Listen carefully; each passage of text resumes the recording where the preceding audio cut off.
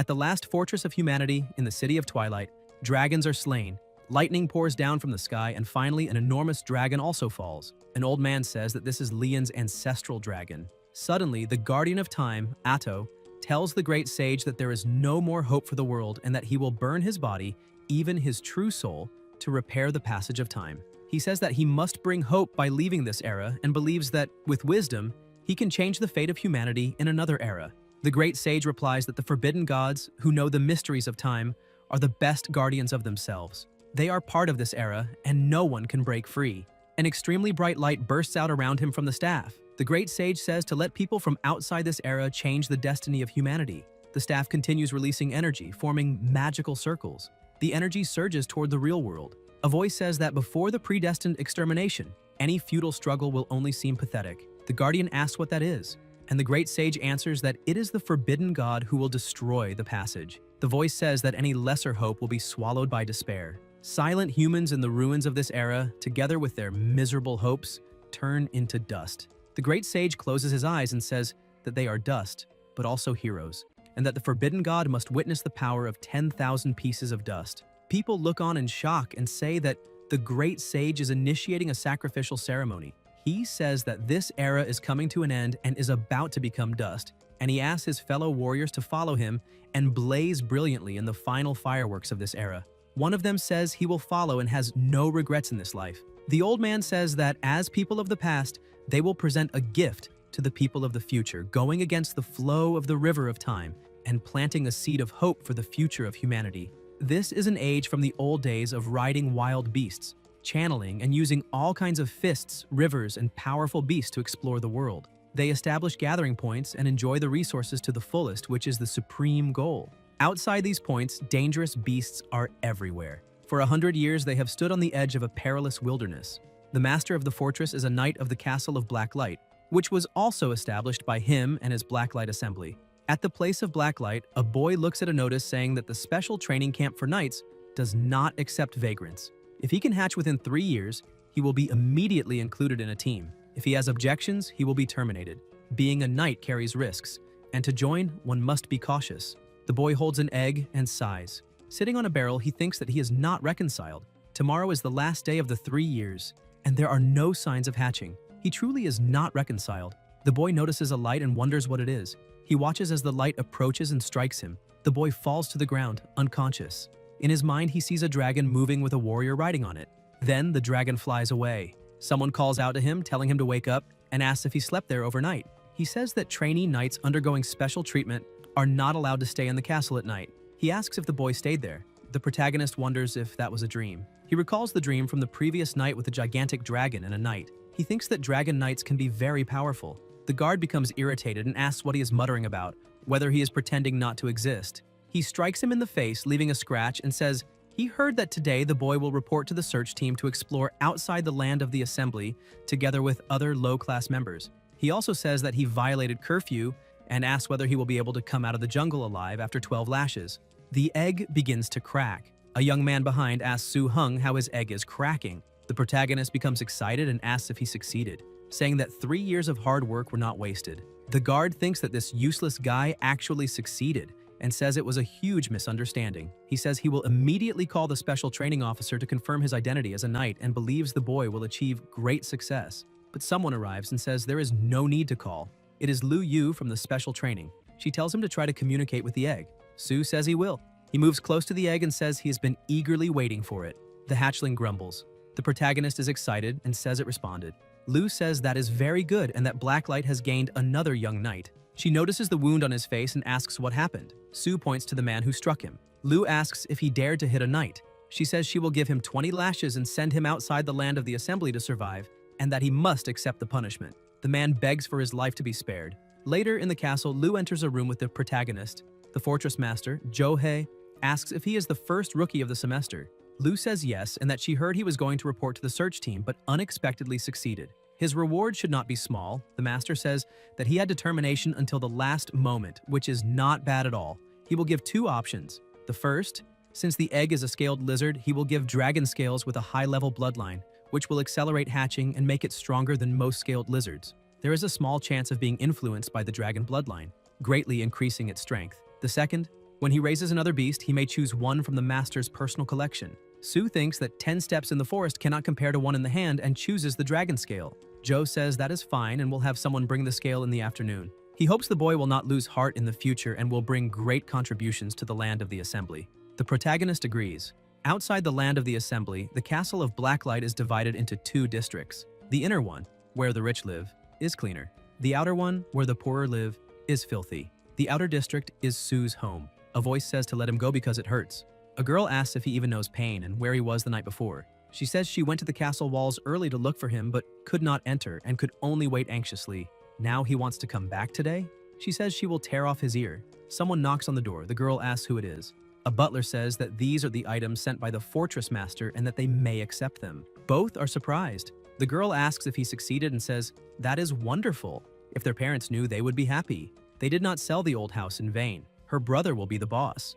They notice something. Silence fills the room. The girl says she remembered she needs to work and that her brother managed to handle it. She leaves and closes the door. The protagonist stands there, looking at what he received, and asks if this is a dragon scale. A light begins to shine in his hand until his head also emits energy. He widens his eyes and sees, in his mind, a book opening. Scaled lizard scales, dragon blood root, and the dragon and lizard shell-breaking ritual appear. The protagonist returns to normal and gives thanks. He wonders whether a lizard can become a dragon. He thinks that adult dragons are the most dangerous species, capable of annihilating an entire colony. The intermediate level dangerous lizard he has is a completely different species. He says that the dragon blood root looks like a brownish-purple root and wonders if it is useful. Sue thinks that even the genius girl who hatched the lord of the castle was accepted as a resident to be personally taught. But the first animal she hatched was only a high-level dangerous species. What if he manages to hatch a dragon? At the medicine shop, he buys some items and begins preparing, thinking that he too could become a disciple of the master. The protagonist draws a circle on the ground and places the egg at the center. A light appears, showing the shadow of a dragon. Sue watches as the energy weakens and disappears. The egg cracks even more, and he wonders whether it is a lizard or a dragon. At the training center, people are training, and Lou stands to the side, observing. 2 boys comment about the boy who still had not hatched the egg and was absent for 4 days. They say maybe he was killed at home or became arrogant after becoming a tamer and will be punished when he returns. Yu notices something. It is the protagonist entering. Lou says he finally remembered and asks whether he needs to come for training. People comment that he is doomed. Sue replies that he was absent for a reason, and Lou asks what it is, saying he had better give a reasonable explanation. Heng tells his little one to come out.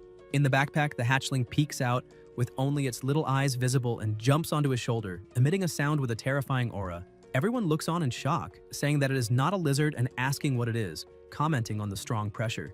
Yu says it is an extremely dangerous species and that they should see the lord of the castle. In a room, Joe says that it truly is a high-level dangerous species. He grits his teeth, saying that at the very first hatching it was already like this, and orders them to check who made the egg, saying to notify the department and deduct 3 months of salary. In truth, they made a dragon egg instead of a lizard one, and almost ruined the future of a genius.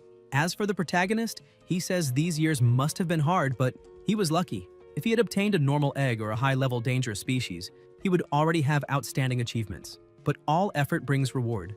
With this dragon as his starting point, he will be no weaker than anyone in the future if he works hard. The protagonist says that he will not disappoint the castle. The fortress master replies that he is grateful the tamer training has produced such a genius, both talented and tenacious, and asks whether he is willing to become his disciple. Sue is surprised, and so is Lou. Heng thinks that, after 3 years, the lord of the castle who once took in Bai is accepting disciples again. The protagonist says he is willing, and Zhou says that this is excellent. He announces that today he summons all tamers without missions to a banquet to witness the birth of another talented tamer and celebrate accepting another disciple. The banquet continues into the night.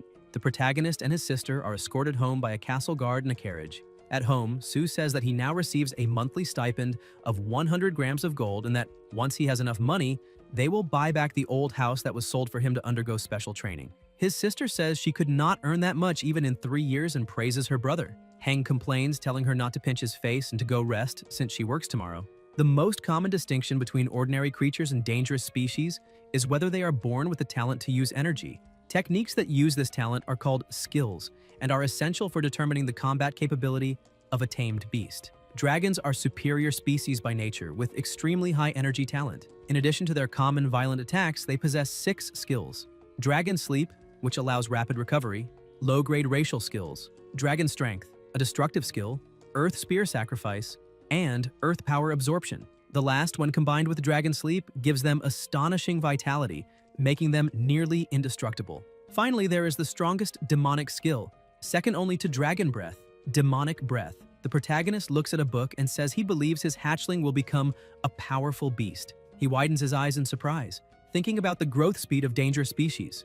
In the castle, during tamer training, Joe says the dragon's potential is extremely strong and suggests testing its talent for the 3 types of energy, choosing one to train first. Its main strength is demonic. Hang looks at the ring on his hand and asks if it is the domination seal. The tamer's seal is a special item that keeps the beast in an internal space to sleep and recover energy. Because adult beasts are very large and a tamer needs several, they use bracelets, necklaces, brooches, watches, earrings, and similar items.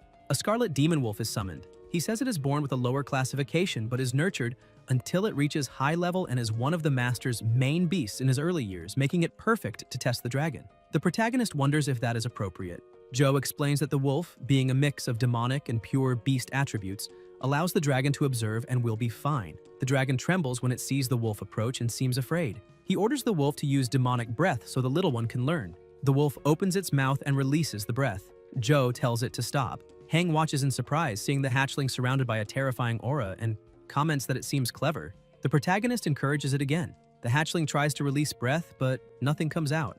Joe explains that the little one has comprehended demonic energy, and that the purple smoke is the embryonic form of demonic breath. He says they have found a treasure, that the dragon is extremely talented, and that the wolf needs no further testing. The wolf disappears, and the hatchling relaxes. Another, larger beast is summoned, a demonic-type beast with the special classification Terrifying. The hatchling clings to its owner's leg, trembling. Sue says this is not right, and Joe agrees.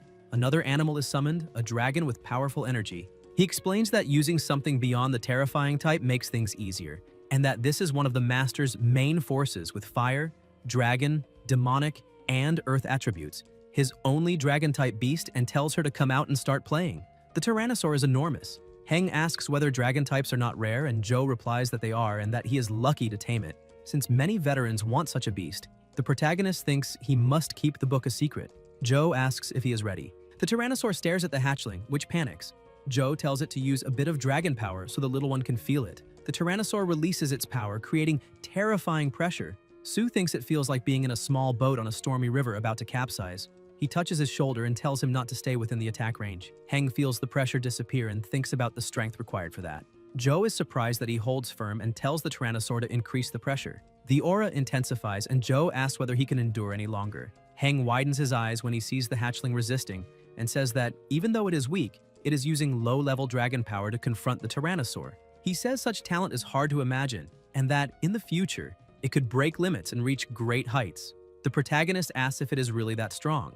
Joe, still surprised, asks whether he uses the dragon scales. Sue says he uses them as soon as he receives them. Heng comments that the hatchling absorbs the special substance in the scale very well and may have inherited the dragon blood trait, which greatly elevates it. Cho hands over a book saying he organizes training methods and skills into a spiritual seal and also adjusts the most suitable mental training method, reminding the protagonist not to neglect mental training since spiritual power is the tamer's strength and the foundation of beast taming. He thanks him. After leaving the castle, Heng buys back the old house, and when the seller learns he becomes a tamer, he is very sincere. Before Ching gets off work, the protagonist reorganizes and cleans the old house, and even if it cannot be restored to how it looked in memory, it is already good enough. He does not tell his sister yet, so Sue decides to go to her workplace, pick her up and give her a surprise, then sets off. Elsewhere, 2 rabid dogs lunge forward as Ching screams in fear, and Heng recognizes the voice as his sister's and immediately runs toward her. Ching tells the dogs to go away, and a blonde boy asks why she is running,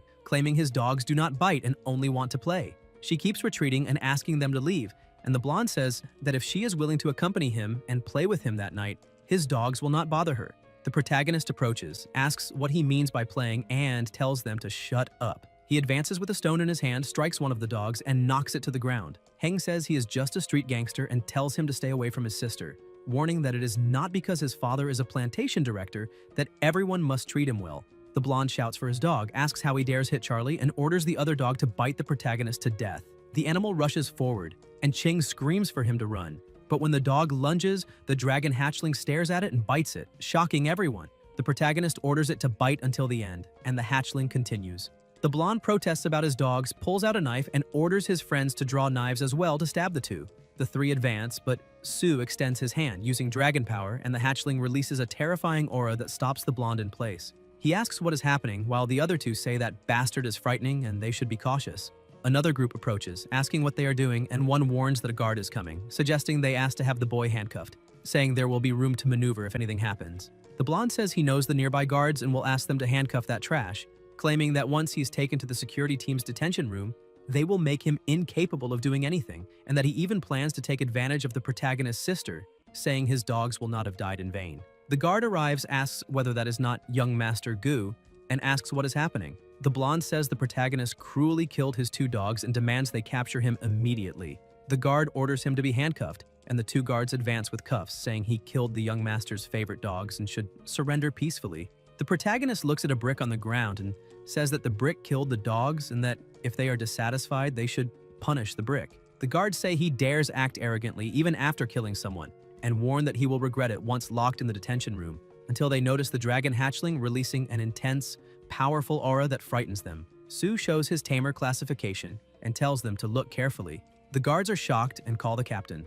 The leader realizes he is the famous new disciple accepted by the lord of the castle, already known throughout the region. The captain draws his weapon, fires into the air, and aims at the blonde, saying they have indeed banded together to commit crimes on the street and are far too presumptuous. He orders them to be handcuffed immediately and warns that if they resist, they will be killed on the spot. They are handcuffed. The blonde protests, claiming he is the victim and that his father is the plantation director, but the captain punches him and orders that he be slapped. Other guards begin beating him, and the captain says that bastard truly dares to kill dogs and that if not handled this way, he would cause an even greater disaster. The protagonist says they have handled the matter temporarily. The captain thanks him and says those bastards will be beaten severely as punishment, asking if he is satisfied. Su replies that it does not matter whether they survive or not, because he will still look for them after they are released from prison. The captain understands, and Heng tells his sister to go home since everything is fine. Ching agrees and follows him. The captain asks his partners whether it is better to offend a plantation director or a tamer,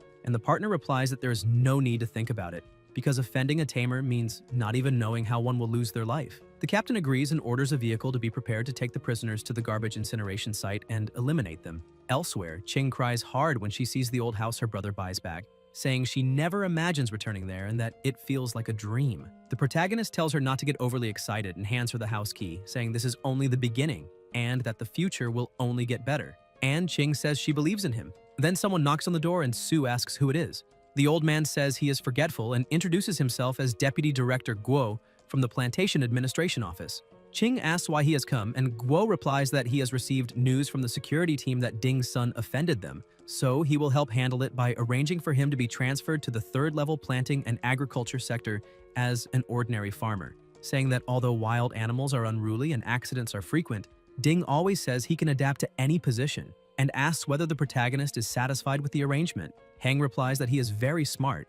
Guo says he has heard that Ching is also a senior agronomist and will be transferred to the agronomy department as a deputy director. She asks whether he thinks she is unsuitable, and Guo replies that she is completely suitable because she is the Lord's sister, and if she encounters any problems in the future, she can come to him. Ching says it is fine and that she accepts. The protagonist thinks that becoming stronger truly brings more privileges. Later, food is placed in a bowl, and Su calls his pet to eat, saying it is an excellent recipe given by the teacher, specially made for growth, and that if it eats well, it will become stronger. He thinks about how there are 8 levels of beast-rearing formulas: inferior, qualified, intermediate, good, very good, excellent, extraordinary, and perfect.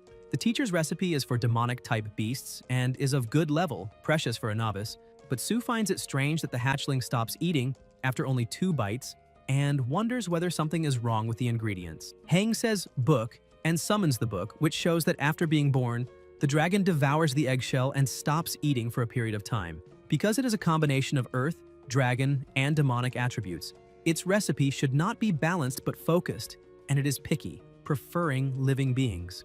The protagonist concludes what the problem is and decides to change the recipe. Every month he receives money from the teacher so he can feed the dragon the best. In the following days, Su prepares food according to the book and the little one loves it, but this causes a frightening problem. Heng says it cannot be. It is only the 5th day, until a coin falls to the ground beside the hatchling and it is already much larger. and the protagonist realizes that, despite being driven into bankruptcy by it, the dragon has indeed grown into the juvenile stage. He thinks that if they encounter those two hard-to-kill dogs again, the current dragon will not even need to use skills, only fly, bite, and slash with its claws to cut them in half with its sharp teeth. Sue strokes it, thinking that ordinary people would not even be able to injure it. Perhaps not even firearms would be effective. And even 5 armed people would be eliminated instantly. He remembers that the teacher says that when the dragon reaches the juvenile stage, he should go find him. But this happens in just 5 days, something unprecedented. Perhaps the recipe is extraordinary or even perfect, so he must keep it secret.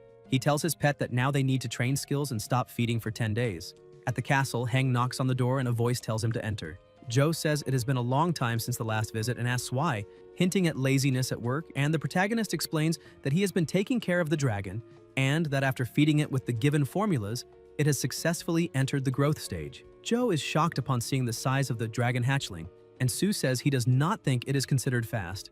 Joe smacks him and asks what nonsense he is talking about, saying that senior sister's ice lotus pod takes a full month to reach the growth stage, and asks how much faster he still wants, also pointing out that her ice lotus pod is only a high-level dangerous species, 2 levels below a dragon. Heng thinks that he can believe whatever he wants. As long as he does not pursue this abnormal growth rate, it is fine. He comments that it seems the protagonist is not only talented in skills but also in growth. Since it has been cultivated to the growth stage, he says the dragon should already be familiar with its skills, and asks which have been developed. The protagonist replies that dragon power is enlightened to the 1st level and has developed 2 skills, Dragon Power Deterrence and Dragon Power Shock, and that Demonic Breath is also enlightened to the 1st level and developed into Shadow Ball. Joe, shocked, asks whether he is joking and whether he has really trained the skills to that level in such a short time. Sue replies that it is thanks to the teaching, thinking that fortunately he never tells him about Earth Spear Sacrifice and Evil Strike, which are comprehended on the rooftop the previous night. Joe says his eyes are not mistaken about him and orders him to go to his exclusive training ground to show how much he has grown. At the Lord of the Castle's exclusive training ground, Joe tells him to do his best and perform well because if he is satisfied, he will give him a tamed saddle, since the dragon will grow larger and larger, and he should have noticed that already, and asks how a tamer could not have a tamer seal, making Heng think that obtaining this tamed seal for free depends solely on him. Joe raises the ring and summons the rock bear of resilient armor, stunning everyone. The protagonist asks how many tamed beasts he has, since he summons a different one every time. Joe replies that he has no weak beasts, that the terrifying ones he has domesticated number about 20, and the common ones, like the rock bear of resilient armor and the lava tyrannosaur, are only half that number, and that if he wants a tamer seal that can demonstrate combat capability, it is time to test the training results. The bear opens its huge mouth, releasing massive pressure, and the dragon releases its powerful aura and stares it down. Sue watches in surprise, thinking that it activates dragon power with just deterrence.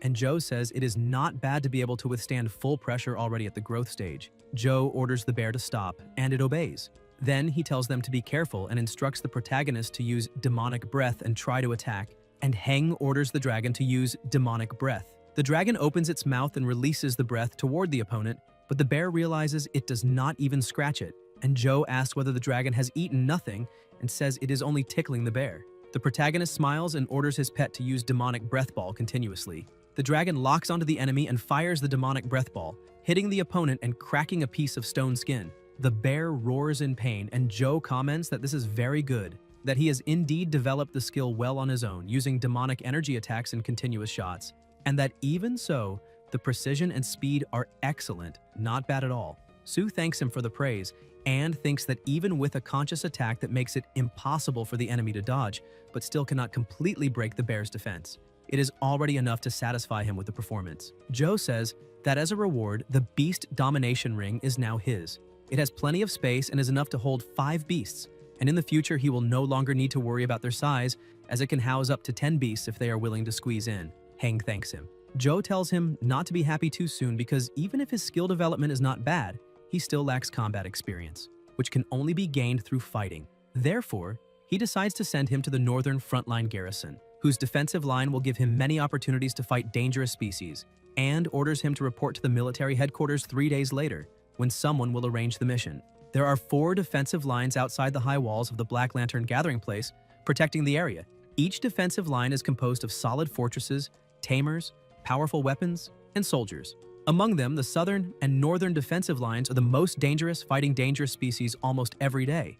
Most materials related to dangerous species in the city come from the hunting results of the 4 main defensive lines. During these 3 days, Su requests an advance payment for assistance as a tamer, 250,000 grams of steel, half of which is exchanged for dragon food. He spends 3 days making all the food formulas that can be preserved for a long time. Under the arrangement of the Outer Fortress Army, Heng heads to the guard point at the 7th post of the northern section, serving as a team member, and the protagonist thinks that the 4 defensive lines in the Enclave are widely established to protect the plantations in the wilderness.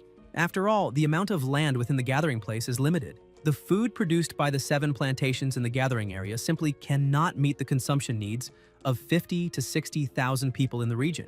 Working on a plantation outside the city is the second most dangerous occupation, second only to being part of a search team. And it is also one of the dangerous industries that residents try to escape. As he remembers, the director of Plantation Number 5, Ding, was assigned to Plantation Number 30, a security zone responsible for the northern defense line. The vehicle moves on and the guard tells him that this is guard post number 7 and wishes him well, saying he needs to return to make a report. A young man becomes indignant when he sees Su get out of the vehicle and asks whether the chief of staff personally sent the newcomer. The blonde man beside him, wearing a bandana, says he heard that Su is a tamer and asks whether he does not see the food on the vehicle, saying that all of it is feed for tamed beasts. The young man asks what they are waiting for and says they should go help him, and the blonde agrees, saying he is right. They immediately run over, pick up the bags of food, and ask how he could possibly do all this alone, telling him to let them help carry it, but Heng replies that there is no need. The young man introduces himself as Huang and says Su can call him Xiao Huang and that he will take good care of him. The protagonist replies that he is too kind and says he will call him brother from now on. Huang says this is the first time he has seen a tamer without any arrogance and tells the others to be quick with their hands and feet so they can finish moving everything soon. There are a total of 29 sentry posts along the northern defense line, and guard post number 7 is located exactly in this section. 10 years ago, this place was demolished and destroyed by a monster, with no survivors escaping that attack. The current post was rebuilt on the ruins, becoming the place where he will fight. Wang picks up some food and tells Su to try the meal prepared by Wen. Although their conditions are not good, Wen's skills are excellent and he should give it a try. Heng tells him to just call him by his name since they are comrades and there is no need to call him Lord. Huang replies that Lord Tamer is an important person, but that he will call him brother instead, and the protagonist says that is fine and that they will call each other brothers. He asks whether encounters with dangerous species are frequent in this area, and the blonde man, while eating, replies that the defense system here is considered mid-peripheral with less pressure than the outer area, but there are always some monsters that manage to get through. He tells him to take a look at the beasts they have hunted in recent days.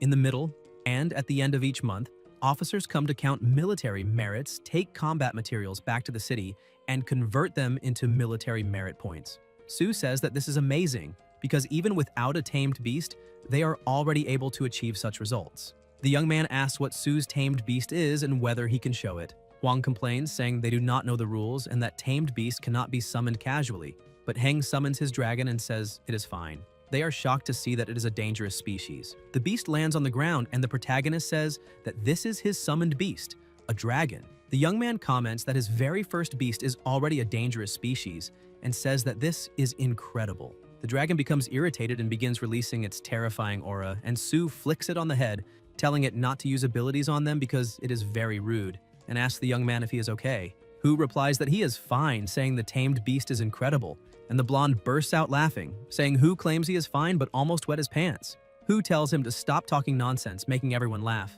After a meal, Su is already quite familiar with the 5 brothers at the post.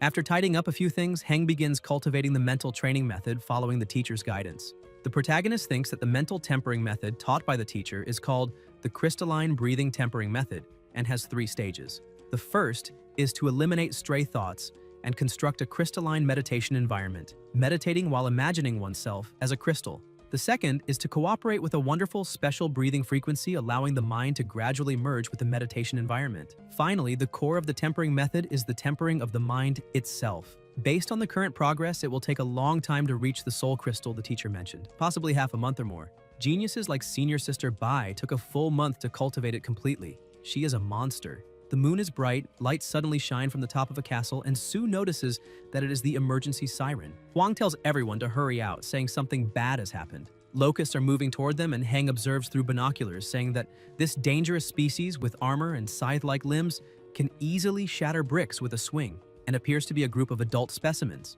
Huang says that scythe beasts are common along the northern defense line, but this type of insect has strong reproductive ability. With only 4 of them, it should not be too difficult to deal with. He orders everyone to prepare for battle, saying he will man the machine gun with Lao, Wen will shoot toward the northwest, Hu and Lu will take positions at firing trenches 5 and 6, and Ahwen and Huafu will kill the adults and guard what is growing for their brother. They all respond affirmatively. Bullets are fired. The locusts sense something approaching and activate their barrier, preventing the bullets from hitting them. But when the bullets make contact with the barrier, they shatter into pieces. Huang orders them to eliminate the targets and reminds them to aim for the head. Otherwise, the corpses will not be worth much. The protagonist thinks that the armor coverage ability of those scythe beasts is not very strong, but it greatly weakens the effect of normal bullets. He observes that using the machine gun to break open the barrier creates an opportunity for the sniper. Through the binoculars, Heng sees that they are defending with barriers, yet the guards continue firing until the barrier breaks. The blonde man, weapon in hand, says that now is his chance, fires, and lands a direct hit, destroying the target. The protagonist wonders if this is the northern defense line and thinks that even without being tamers, they have excellent teamwork. After countless battles together, they are strong enough to eliminate those beasts. The locusts are killed and they notice one escaping. Huang calls for Hu to take it out. They pursue it with the vehicle until they get close and stop. The insect notices them and watches cautiously. Su gets out of the vehicle and walks toward it, and Huang tells his partner to keep an eye on him, because those who come from the periphery to train often step too far forward, and they must not let him get hurt. Heng raises his ring, which emits light, and says to use the devil attack to see how good that guy really is. The dragon is summoned and uses its skill, devil attack. The locust activates its barrier, but the dragon effortlessly breaks through it and knocks it flying. The locust crashes to the ground and screams. The protagonist realizes that the armor blocks most of the attack and that it did not suffer serious damage, so he orders the use of Shadow Ball, continuous fire. The dragon flies forward with its terrifying aura and continues attacking. The locust activates the barrier again, but it begins to break once more, and Su watches closely. The locust also releases a powerful aura around its body. The two face each other, and the protagonist orders the dragon to use dragon power. The dragon stares at the opponent and opens its enormous mouth. The locust is terrified, and Su orders it to be destroyed. The dragon roars, and with the roar alone, a portion of the locust's body is sliced off. The insect begins to flee, and Heng asks whether it wants to run and whether it has permission. Ordering the pet to use earth power, the dragon slams its paw into the ground, causing a massive impact and finishing off the locust. The guards inside the vehicle are shocked, and Hu says he does not think Su needs any help at all. Huang comments that he is very strong. The next day, Hu recounts the fight, saying he heard his brother shout, "Earth Spear Sacrifice," and the monster was easily finished. Huang says he is different from those who come only to train, that he is incredible and truly strong, and that he is impressed. The protagonist says no, that everyone performed well. A guard approaches, saying someone has arrived, and they go to take a look. When they see it, Huang says it is the headquarters convoy, finding it strange because usually when merits are counted, headquarters goes from post to post. He comments that they should not be there before noon, so why did they come so early? Su watches attentively. The commander-in-chief of the Northern Defense Line, Lu Ling, steps out of the vehicle and the guards greet him. Ling says that so many years have passed, yet nothing has changed. Huang says he never thought the commander would remember his name and feels honored, adding that it must have been a hard journey to get there. The commander replies that it is nothing, not a difficult trip at all, less than 10 minutes by car, and asks who Heng is and whether he's already used to staying there. Heng formally introduces himself to the commander-in-chief. Ling finds the title he is called by somewhat strange, and the protagonist replies that it is a pleasure to meet him and that he is already accustomed to living there. The commander pats his head and says it is great that he is already accustomed to the place. The teacher has mentioned several times that he has accepted another genius disciple this time, and he also heard from the chief of staff that he failed to see him during his last visit to headquarters because he had gone to exterminate a group of bastards. But this time, he came specifically to find him. The guards are surprised and wonder whether the commander-in-chief came all the way to such a small sentry post because of him. Huang thinks that he assumed Su was just an ordinary tamer and never imagined he was the lord of the castle's disciple, and feels relieved that nothing bad happened. Ling tells them not to stand around and to go count the sentry's harvest for the latter half of the month, asking them not to disturb him, and then orders Su to summon the dragon, saying that the teacher assigned him a special mission to check the dragon's growth status and report back when he has time. Heng thinks that he assumed the teacher would stop caring once he left the city, never imagining he would send someone to check on him. The dragon is summoned, and Ling is surprised when he sees it, saying that the teacher mentioned it has not even been a month since it hatched. The protagonist explains that after learning dragon energy circulation, the dragon has been circulating it constantly because of the battles of the past few days, so it grew quickly and asks whether there is any problem. The commander replies that there is no issue, saying that Su's dragon is much larger than the one he raised back then, and that according to the teacher's request, he needs to test the dragon's combat experience. He adds that he also has a dragon-type pet and will use it to examine Su's, inviting him to play. A rhinoceros is summoned with a tremendous aura, and Ling explains that it is a dangerous species of the earth dragon type, just like Su's dragon, a high-danger species that he cultivated to the complete stage. With its thick skin and tough flesh, it can withstand attacks for a long time and is one of his main forces. The rhinoceros approaches while the dragon trembles in fear. Su asks him to take it easy and not eliminate the dragon, and Ling laughs at the word eliminate, telling him not to worry, that the rhinoceros knows when to stop and will not bully or injure the little one. Heng says to go ahead, and the commander comments that it seems the little dragon has just woken up, ordering the rhinoceros to use a ground stomp to wake it. The rhinoceros slams its foot into the ground, causing huge cracks and a massive shockwave. The protagonist observes and thinks this is the benefit of being able to control mental power after tempering, but now is not the time to dwell on that, so he orders his pet to use Devil Attack and get out of the attack range. The dragon grabs him onto its shoulder and begins to fly, and Heng orders it to use Shadow Ball continuously to return the favor. The dragon releases its skill, but the opponent remains unharmed. The protagonist realizes that defeating it with his current dragon is impossible. All he can do is demonstrate how much the dragon has grown so as not to disappoint the teacher who cares about him. He orders the dragon to take advantage of its speed and attack from all directions. The dragon flies around, releasing even faster attacks, opens its massive jaws, and unleashes a powerful strike that injures the opponent's back. Su then orders it to absorb energy to recover. The dragon lands on the ground while the rhinoceros remains unmoving, staring at it. Heng orders the pet to use Dragon Power, Earth Spear Sacrifice, creating a massive impact, yet the opponent still remains intact. However, the rhinoceros grows irritated, slams its foot into the ground, and flings the dragon far away, making it crash onto the ground. Ling comments that Su's tactics are good, but unfortunately, the rhinoceros's skill has already reached level 9, making it very easy to defend against the dragon and the Earth Spear. The protagonist asked whether he did not ask him to use all tactics so he could complete the mission given by the teacher. The commander replies that he already understands the dragon's combat capability fairly well and that it is quite good.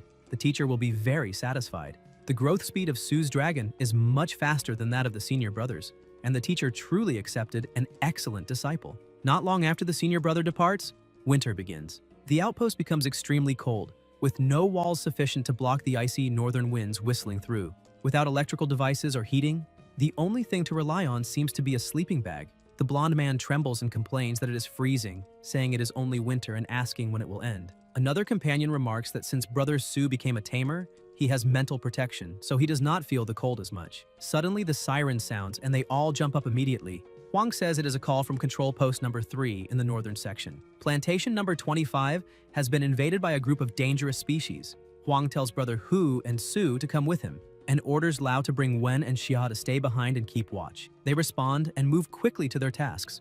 They get into the vehicle, and a voice reports that, according to Captain Li, the situation is critical. Plantation number 25 has been completely breached, with many dangerous species entering the area. All plantation workers are trapped inside the staff dormitory and are currently relying on broken DUNS codes distributed by the security department to defend themselves, but sooner or later they will lose their lives. Support from Outposts 3 and 4, along with the main forces of the 2 nearby outposts, has already been largely dispatched to converge on the plantation. They should be assembled before 4 in the morning and launch the assault at 4, and since it is already 3:40, Lu needs to drive faster. At Plantation number 25, Northwest Area, Gate number 6, Huang reports that Northern Section 7 has arrived. The guard orders them to drive quickly to their battle positions and says the information will be shared over the radio frequency. Over the radio, a voice reports that reconnaissance has been completed. The bastards broke through the northwest wall at Gate 6 and are currently in the grain area, feasting on the corpses of plantation workers. All survivors have been relocated to staff shelters for defense. All team members must line up their vehicles in a spearhead formation. 2 armored vehicles will serve as the vanguard, advancing directly toward the plantation dormitory and opening fire. The invading dangerous species this time is a pack of rotten toxic wolves. They have strong vitality, so they must aim for the head, eliminate them as quickly as possible, and rescue the trapped personnel. They begin firing, aiming for the heads. The lead wolf observes and lets out a howl. The protagonist senses something wrong and asks his partner to slow the vehicle and create some distance. Huang asks what is wrong, and Su replies that he heard a strange howl just now and asks if they heard it too. Huang explains that dangerous species like rotten toxic wolves have a certain chance of evolving into a supreme leader, and although the probability is very low, something is definitely wrong. Heng tells them to look closely and notices that the wolves are deliberately creating distance, wondering what they are planning. He comments that it is no wonder they managed to break through the plantation's defenses using only dangerous species. The lead wolf reveals a murderous gaze and releases an innate ability of rotten toxic wolves, wolf smoke. People in the vehicle ask what it is and whether it is poisonous fog. Over the radio, a voice orders them to activate infrared targeting, remain alert, and avoid accidentally injuring comrades. The protagonist says it will not be that simple and that they need to retreat. But then the wolves begin leaping onto the vehicles, tearing everything apart with their massive jaws. Sue says this is a shadow wolf companion, and that the special ability of a rotten toxic wolf leader is companionship, meaning there is another leader. Huang says that one is coming. A wolf charges at their vehicle, smashing the windows and flipping it onto its side. Huang begins firing, but says it is too tough and they cannot penetrate its armor. The wolf leaps onto the vehicle, ripping chunks away. Heng remains calm and summons his pet. The dragon releases its terrifying aura and uses dragon power, intimidation, creating immense pressure, then follows up with evil thought bullet, rapid fire, causing explosions and blowing off the wolf's head as its body collapses to the ground. The protagonist speaks into the radio, telling the commander to avoid friendly fire and requesting a ceasefire, saying he will handle the rotten toxic wolf leader. The commander watches through binoculars and thinks that he truly is Bao Zhu's direct disciple. Seeing such combat power in an apprentice is astonishing. He thanks him for the fire support but says to leave the rotten toxic leader to them, as they will deal with the other scum and not let them interfere with the battle. Sue gets out of the vehicle, noting that the poisonous fog is extremely dense, and asks where the hell the rotten toxic wolf leader is. Huang points it out. Heng looks and sees the leader wolf destroying a vehicle while a guard cries for help. The protagonist orders the monster to stop and commands his pet to use surprise attack. The dragon strikes, making the wolf spit blood and sending it flying. The leader grows even more enraged and charges again. The guard thanks Sue for saving him, saying he thought he would lose his life. Sue tells him not to stand there and to start running, but the wolf leader thrusts its enormous razor-sharp claws straight through him before he can even move. The leader pulls back its claw and the guard's body collapses to the ground. Heng is shocked and orders his pet to use Earth Spear Sacrifice. The dragon slams its paw into the ground, causing a massive impact, and the system notifies that the rotten toxic wolf has released the enlightened power Shadow Assault, triggering a violent explosion. The protagonist says it is a good opportunity and orders Hu to suppress it with heavy fire, since the wolf is now outside the convoy's range. Hu responds that he understands. They open fire. The wolf leader tries to dodge, but before it even realizes what is happening, the dragon lunges forward and bites it. Sue says he knew it would try to escape and orders the pet to intimidate it. While flying, the dragon releases Dragon Power 1, strikes the opponent again, and finishes it. Afterward, the vehicle continues through the mountains. Huang asks what is wrong with him and whether he is feeling down, and Heng replies that he is fine, he just wishes he could have done more. Huang says that according to past conventions, support is usually not even mobilized for an invasion of dangerous species on this scale, and that without him, the casualties this time would have at least doubled, because he helped a great deal. Huang shows a scar on his arm and says it is from the first time he participated in a plantation support battle, explaining that that battle was even more dangerous than this one, with more than 50 people dead or wounded, and an armored vehicle destroyed and turned into scrap by a super dangerous adult species called the golden-backed steel arm ape, whose attacks ground the crew members into minced flesh. In the end, it was the senior brother, the commander-in-chief of the Northern Front at the time, their martial elder brother, who personally took action and eliminated that beast to end the battle. He offers a few swallows of alcohol, saying it will make him feel better. The protagonist takes it, thanks him, and says he understands what he means. Huang says it is inevitable that ordinary people in these settlements live like floating duckweed with no roots to cling to, that no one can guarantee that if they fall asleep today, they will wake up to see the sun tomorrow, and that only by becoming someone like him can they truly gain the power to control their own fate. Sue tells them not to overthink it and asks when for food, and Huang replies that they will eat a lot and wear that stinky kid out. The plantation support battle is the first time Heng faces massive casualties head-on. He behaves like a true warrior, and after a brief period of mourning, finally understands that only by constantly growing stronger can he protect himself and also protect the people around him in this chaotic world. In the following month, the protagonist enters special training for both himself and his pet, following the ancient dragon canon, and the results are remarkable. In addition to growing larger, the serpent dragon lizard's control over the 3 elemental energies becomes stronger, skills are developed one after another, and their effects become several times more powerful than before. While Sue is immersed in training, Watch Post number 1 receives a familiar visitor.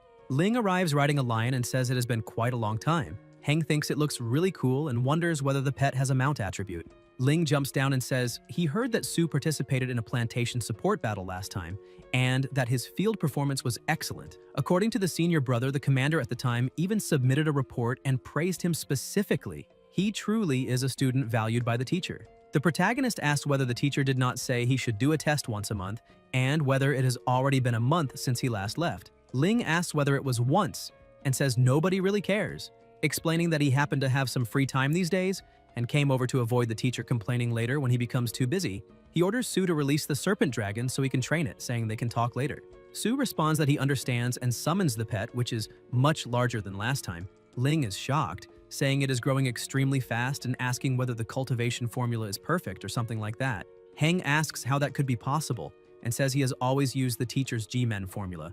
Maybe the little lizard just absorbs it better, and then tells him to put the serpent dragon away, saying there is no need to test further. Ling explains that according to the teacher's instructions, once the serpent dragon lizard reaches the mid-growth stage, the training on the northern front will be considered complete, so they should pack up the materials and prepare to return to the castle to meet the teacher. The protagonist asks whether he really can go back so soon. The companions behind ask whether he really can leave so early and say they cannot bear to see him go and will not be able to sleep. The blonde asks if that is really the case, saying everyone seems to be in a great mood and whether they should let the little lizard run with them for a race. Su plays along, saying it really does seem like everyone is in a great mood and asking whether they should let the lizard run with them. Huang asks why he is looking at him like that and says Ah Wun cannot sleep, and Heng replies that no one will escape. Everyone will run with the little one. The next day at the Dark Lamp Training Hall gathering point, the protagonist lies flat on the ground, exhausted, saying he cannot take it anymore. Lin Fu, the trusted disciple of the Fortress Master, his steward and loyal servant, comments that he lasted quite a long time under his bombardment and that, just as the Fortress Master said, he did not slack off this month, reporting to the Master that he gained a good disciple who, although not as talented as the senior sister, is persistent enough. Zhou says he did not expect the training to be completed in just 1 month and declares it a success, asking how it was for him and saying it must have been hard. Su replies that not at all, thinking that through practice and training he can clearly feel growth and challenges at every moment, which is far better than the 3 years spent incubating and hatching the beast egg without any progress, and wonders how such a life could be considered difficult. He also feels that being able to train and cultivate the dragon to this point far exceeded his expectations. Zhou says that this also gives him confidence in the plans he has for the protagonist in the future. Heng asks what the arrangements are, wondering whether they will go to the outer perimeter of the watch post, but the Fortress Master replies that they will not, saying he is preparing him to participate in the 6 Territories duel to be held in 1 month. The 6 Territories duel is held once a year, jointly organized by 6 major gathering places to compete for the opportunity to enter the Blood Forest ruins.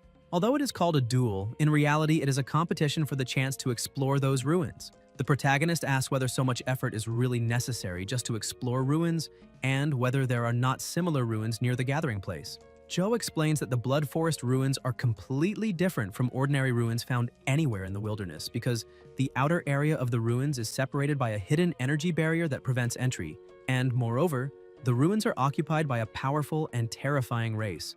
The master of the hidden area is an unimaginably powerful creature. Years ago, the 6 major gathering places joined forces and reached an agreement with it after a fierce battle, and under the pressure and probing of the 6, it agreed to open the hidden area once a year to allow 3 human beast masters to enter and explore, thus giving rise to the 6 Territories duel. Su says this exploration opportunity is extremely rare, and asks whether that means the competition will be intense, and whether, with his current strength, he can participate and has any chance of winning.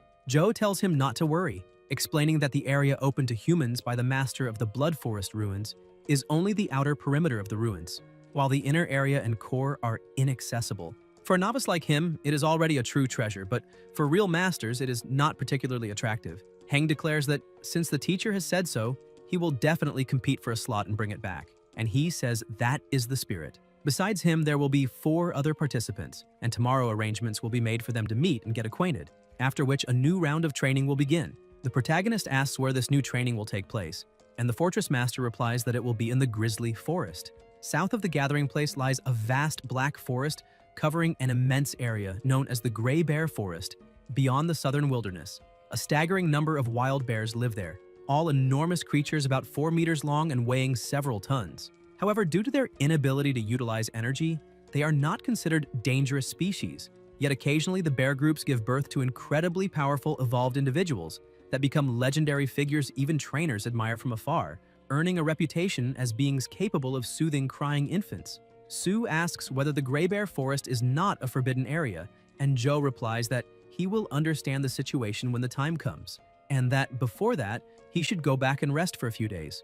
Later, elsewhere, Heng thinks that the advance support of 250,000 grams of steel credits provided before going to the watch post is almost exhausted, and that the next support will not be distributed for another half-month. To maintain the current growth rate, there can be no shortage of food, and advancing by relying only on this is not a long-term solution, so it seems he needs to find a way to make money. In fact, as a trainer, there are many ways to earn profits. Healing-type trainers can make decent gains by treating injuries and illnesses. Plant-type trainers can receive substantial rewards by increasing crop yields on large plantations. Water and electric-type trainers can also go to the resource department at the gathering point. However, with the help of the ancestral dragon manual, there may be even more efficient methods.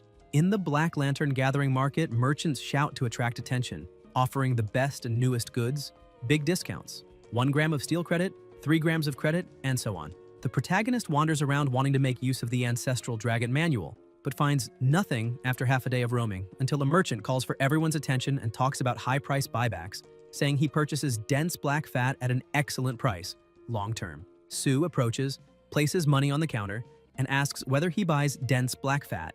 The old man replies that he does, at a high price, and asks why and whether Sue happens to have some. Heng answers that he does not, that he only wanted to ask what the use of buying that stuff is.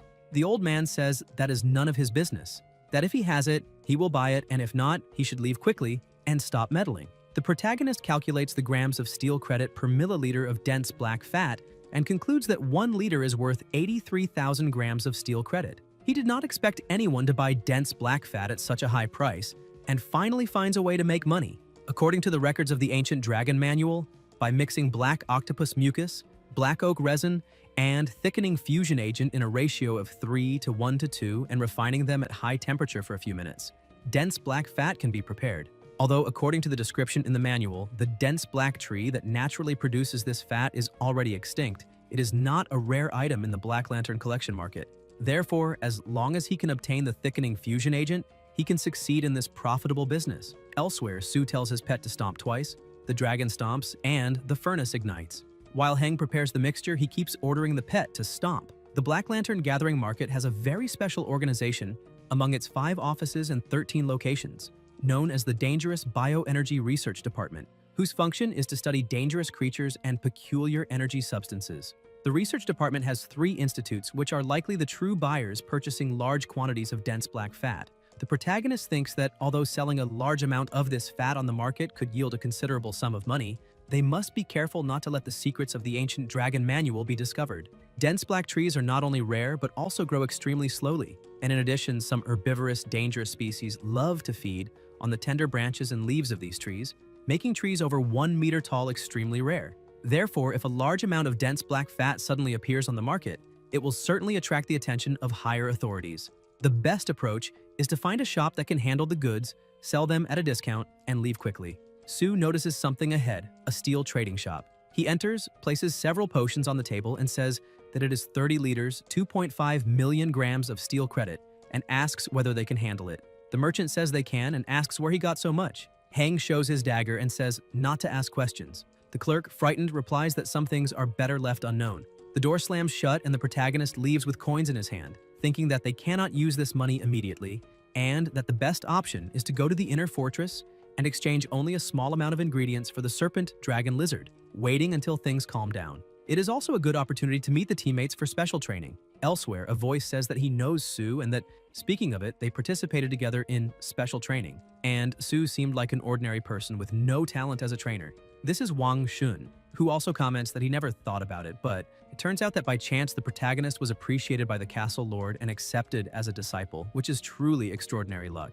Luo Chong says that Sue is very lucky, that the castle lord really wants him to be the captain of this duel.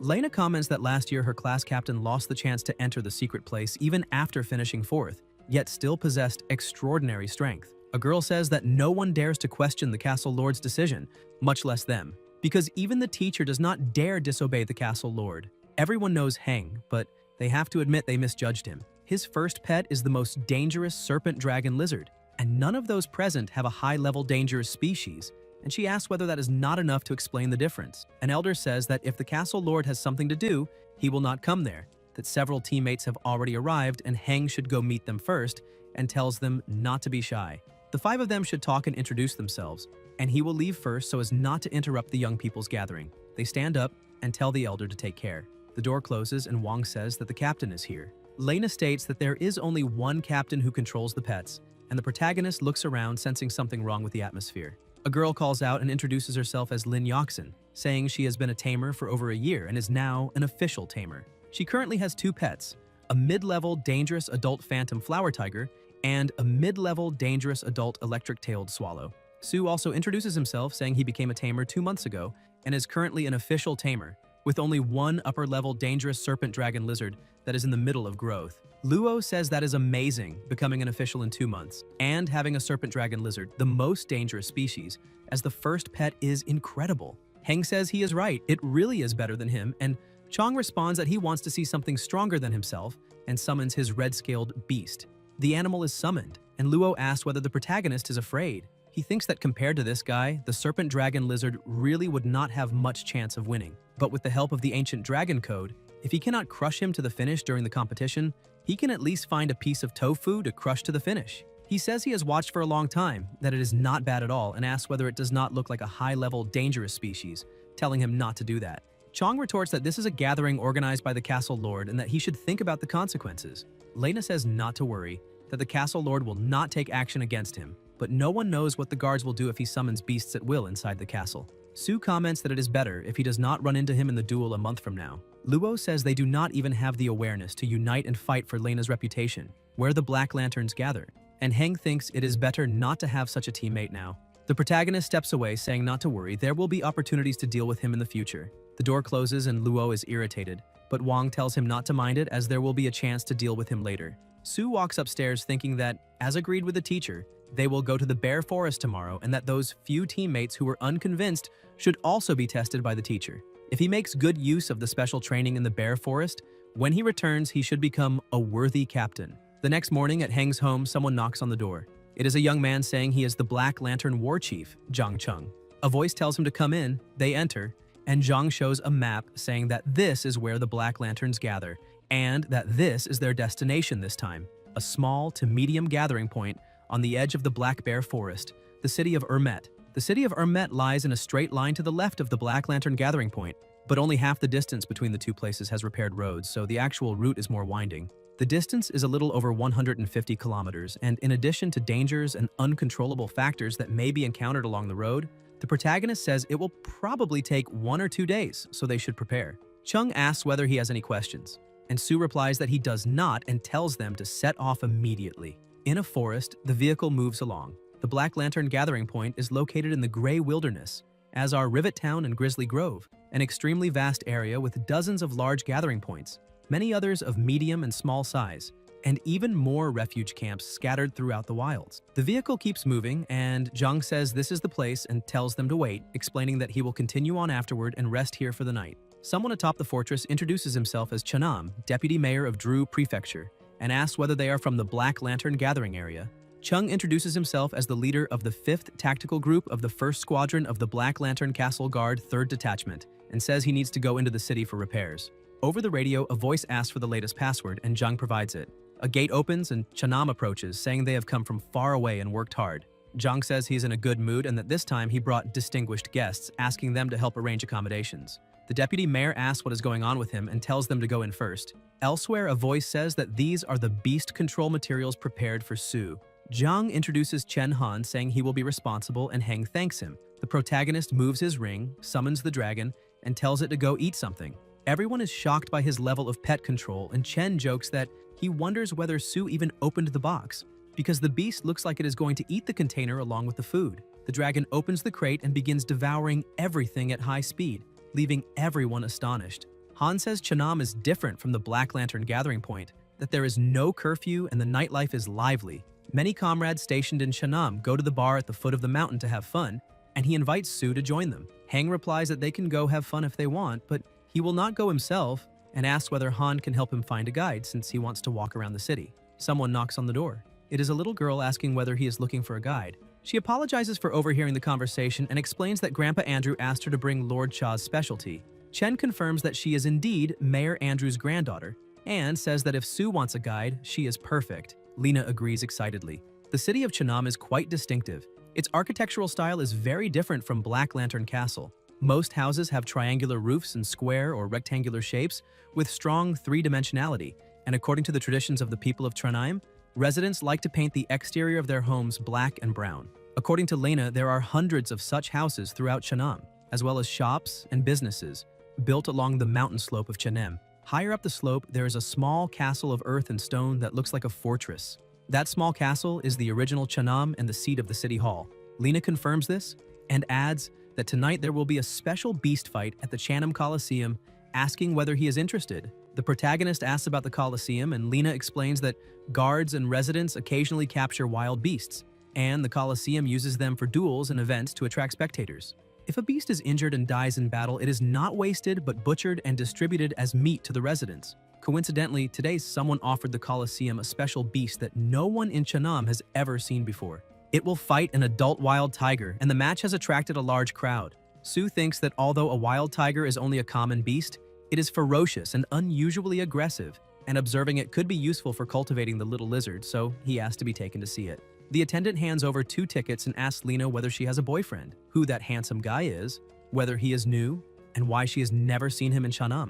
Lena gets annoyed, tells her to stop talking nonsense, and urges them to go inside quickly. People recognize Lena and greet her, and one even invites her to sit with them. She thanks him and says it is not convenient today, but definitely next time. Heng thinks she is quite well known here. A man approaches calling her niece and asks why she has time to come today. Lena calls him uncle and says she is accompanying a distinguished guest, telling him to prepare the best booth in the Coliseum, or she will complain to his grandfather. Lad looks at the protagonist, notices the master ring, and realizes that someone of this status must never be offended. He says it is an honor to receive him and welcomes him to the Chennai Coliseum, and the protagonist replies that it is a pleasure to meet him. A roar echoes through the arena as the host announces that the beast fight is about to begin. The crowd cheers excitedly, and she announces that, just as everyone expected, the city guard has brought in a wild tiger with a body exceeding 3 meters in length and weighing over 600 kilograms.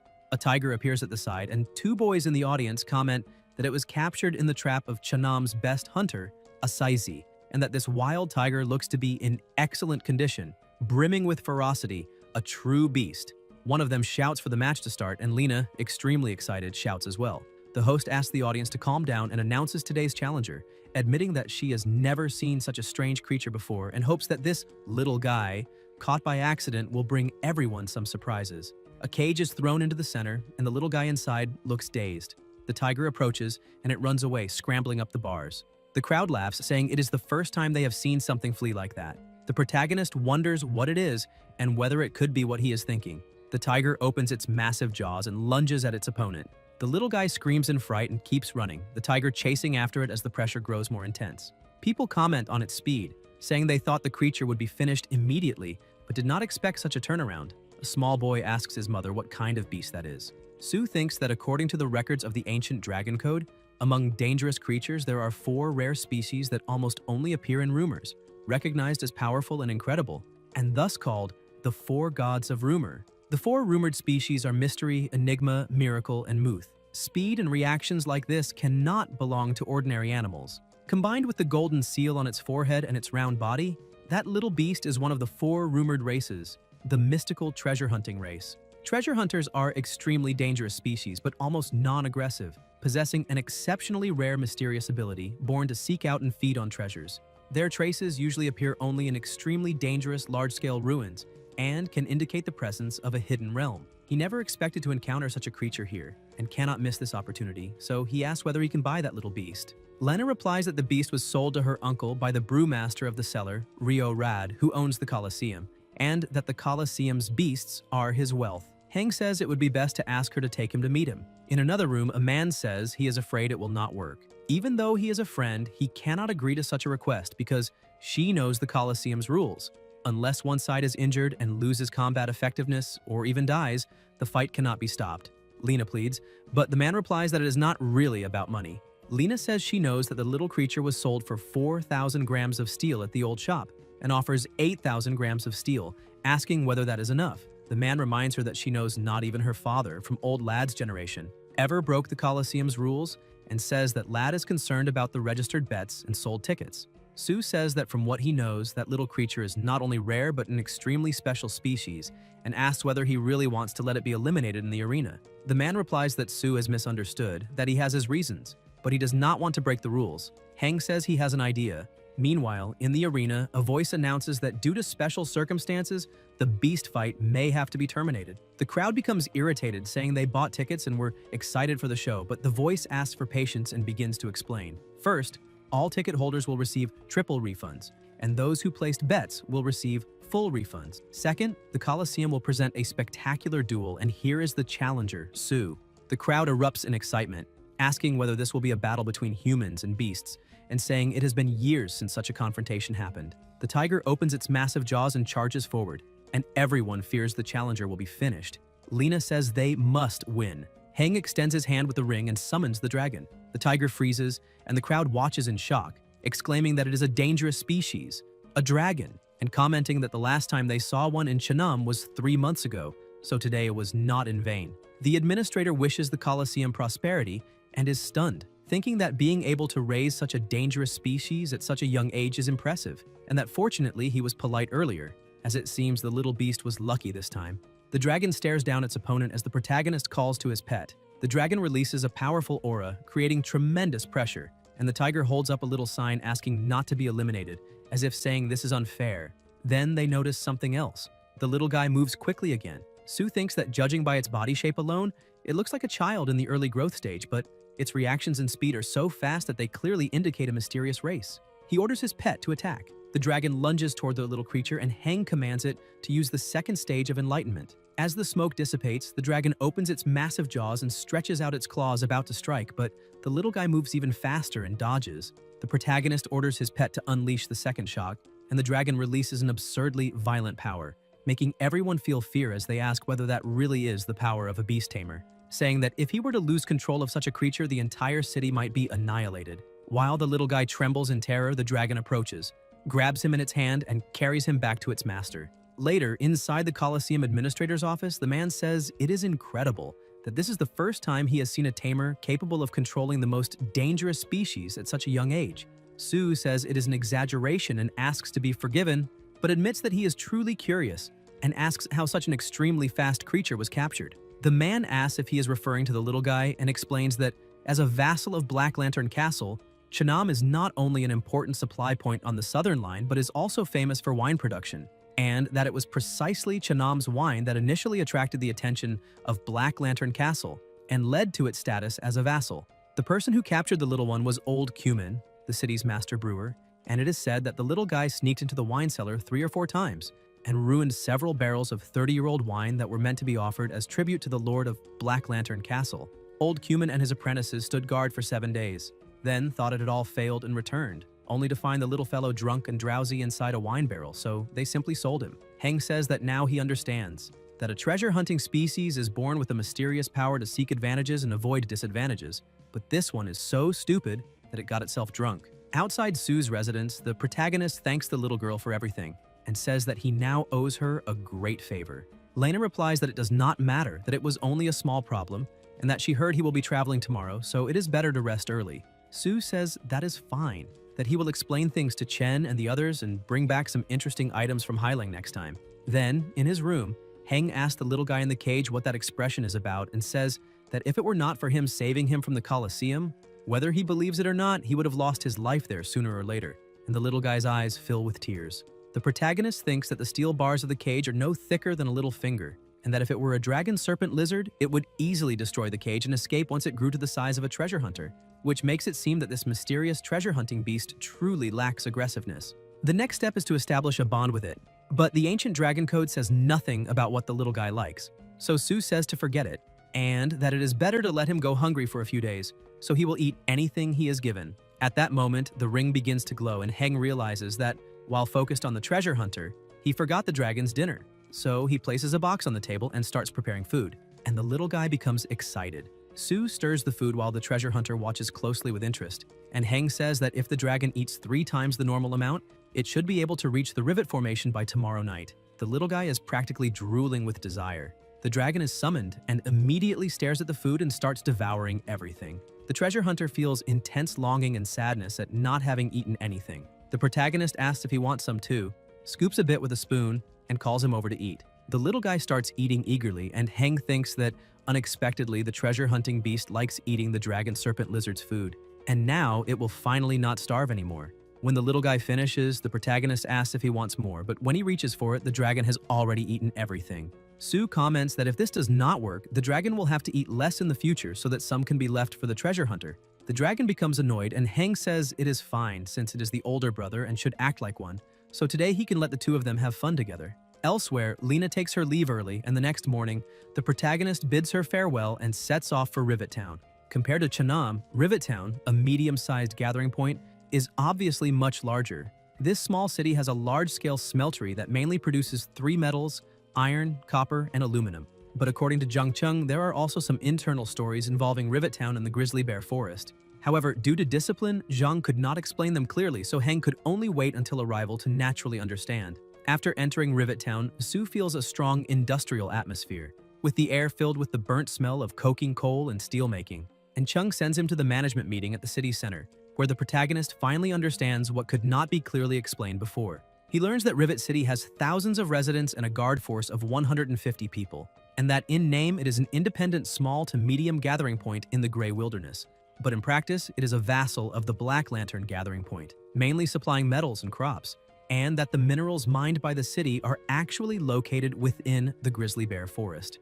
It is impossible for ordinary people to mine in the Grizzly Bear Forest, and the reason Rivet City managed to successfully extract a large amount of ore there leaves Sue even more shocked. The entire bear forest is in fact the professor's domain, or more precisely, the domain of one of the professor's controlled pets, which can even control all the bears throughout the entire forest to a certain extent through pet control. Inside the management committee hall, Heng thinks that he already tried his best to imagine the professor as powerful, but did not expect the power and fear he inspires to be far more unfathomable than imagined. According to the committee, there are currently 4 beast tamers stationed in the Grizzly Forest. Among them, the strongest is a near-professional veteran tamer from Black Lantern Castle, and the other 3 are also above the level of high-grade tamers.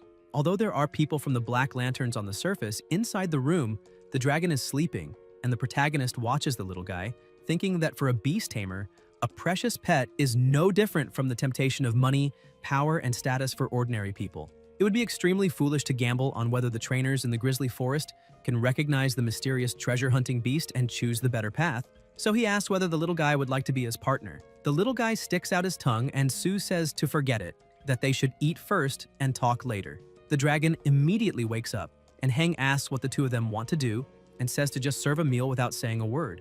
After learning that there are 4 powerful trainers in the Grizzly Forest, the protagonist, who originally planned to head there immediately, instead chooses to stay in Rivet Town for 3 days. The reason is simple: to find a way to establish a spiritual bond with the treasure hunter, so that he can control it at any time. However, this matter is not as easy as he imagined, as every time Sue tries to establish a spiritual bond, he is repelled by the consciousness of the treasure-hunting beast. Even after flipping through the ancient dragon code, he finds no relevant records, so Heng simply comes up with a stupid idea and asks whether the little guy is not a treasure hunter, saying that he will take him treasure hunting right now.